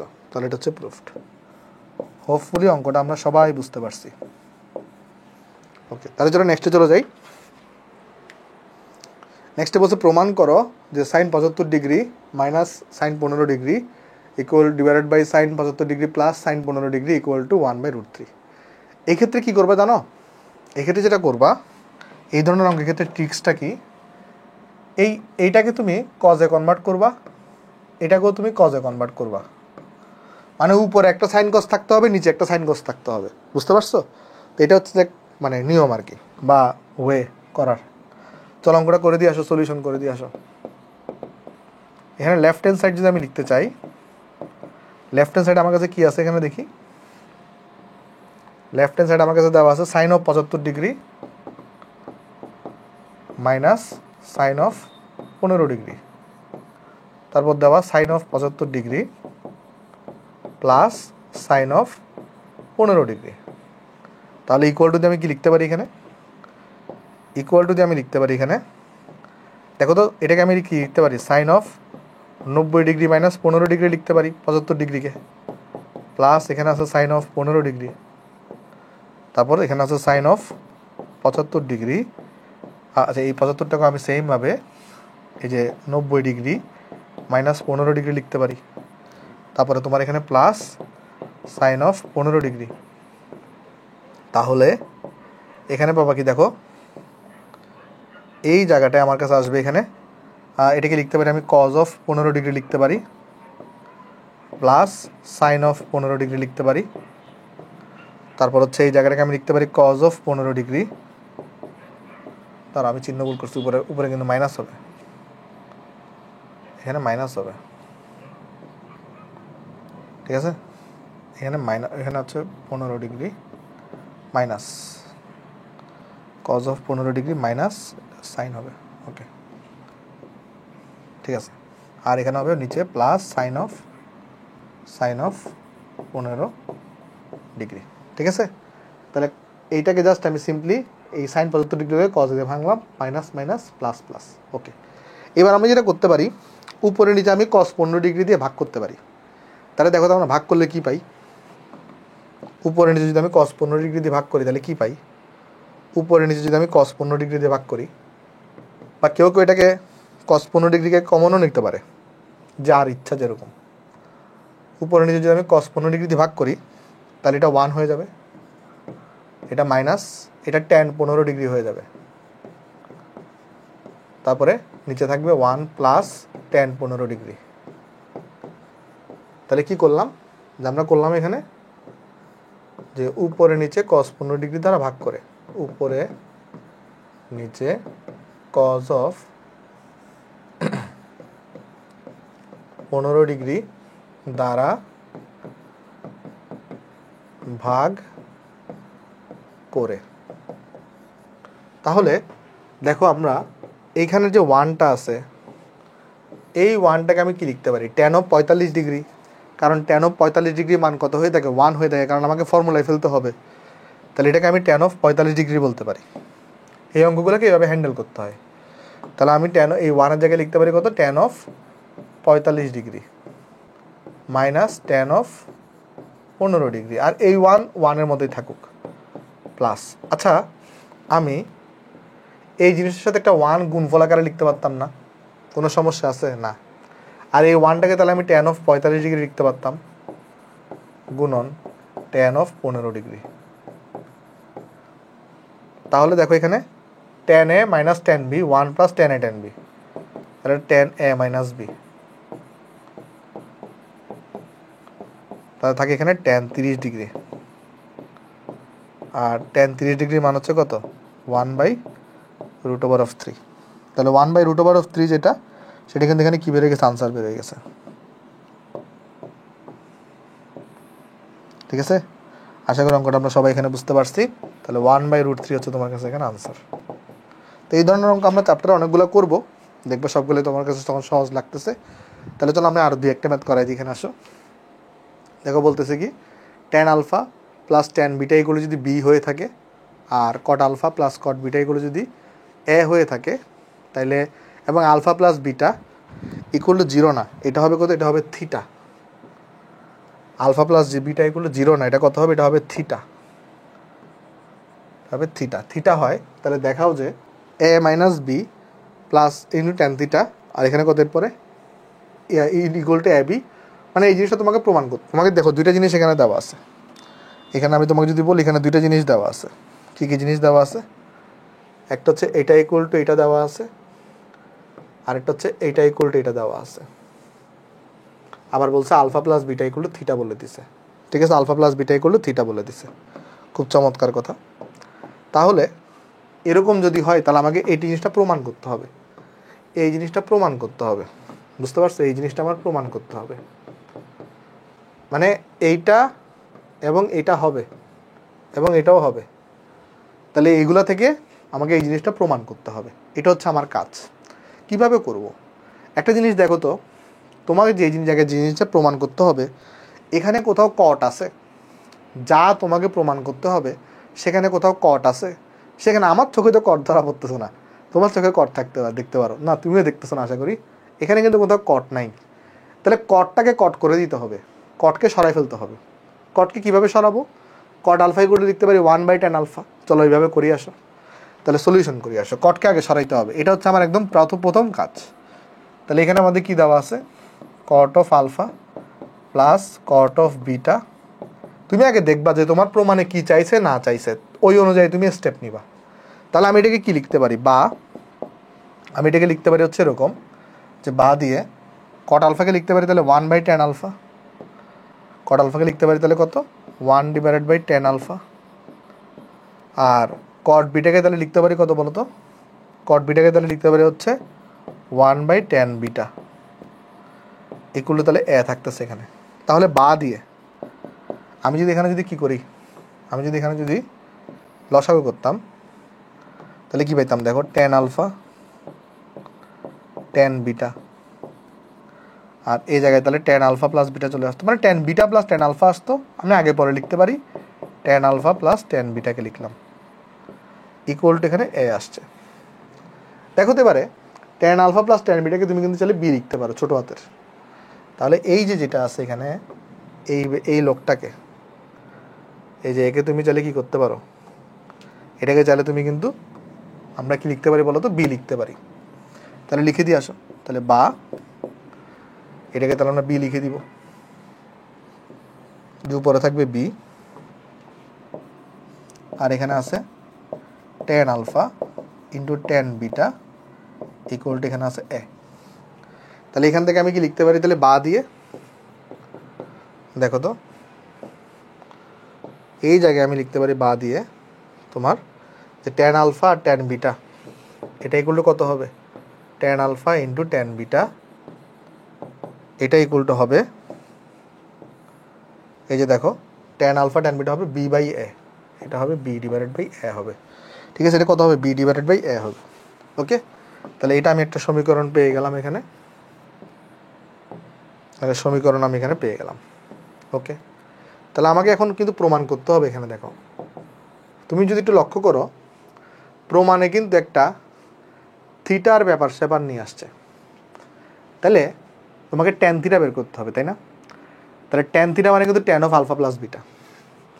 তাহলে আমি যদি লিখতে চাই এখানে আমাকে ট্যান থিটা বের করতে হবে, প্রমাণে ট্যান থিটা আছে, তাহলে থিটার জায়গায় তাহলে কি বসাইতে পারি, আলফা প্লাস বিটা বসাইতে পারি।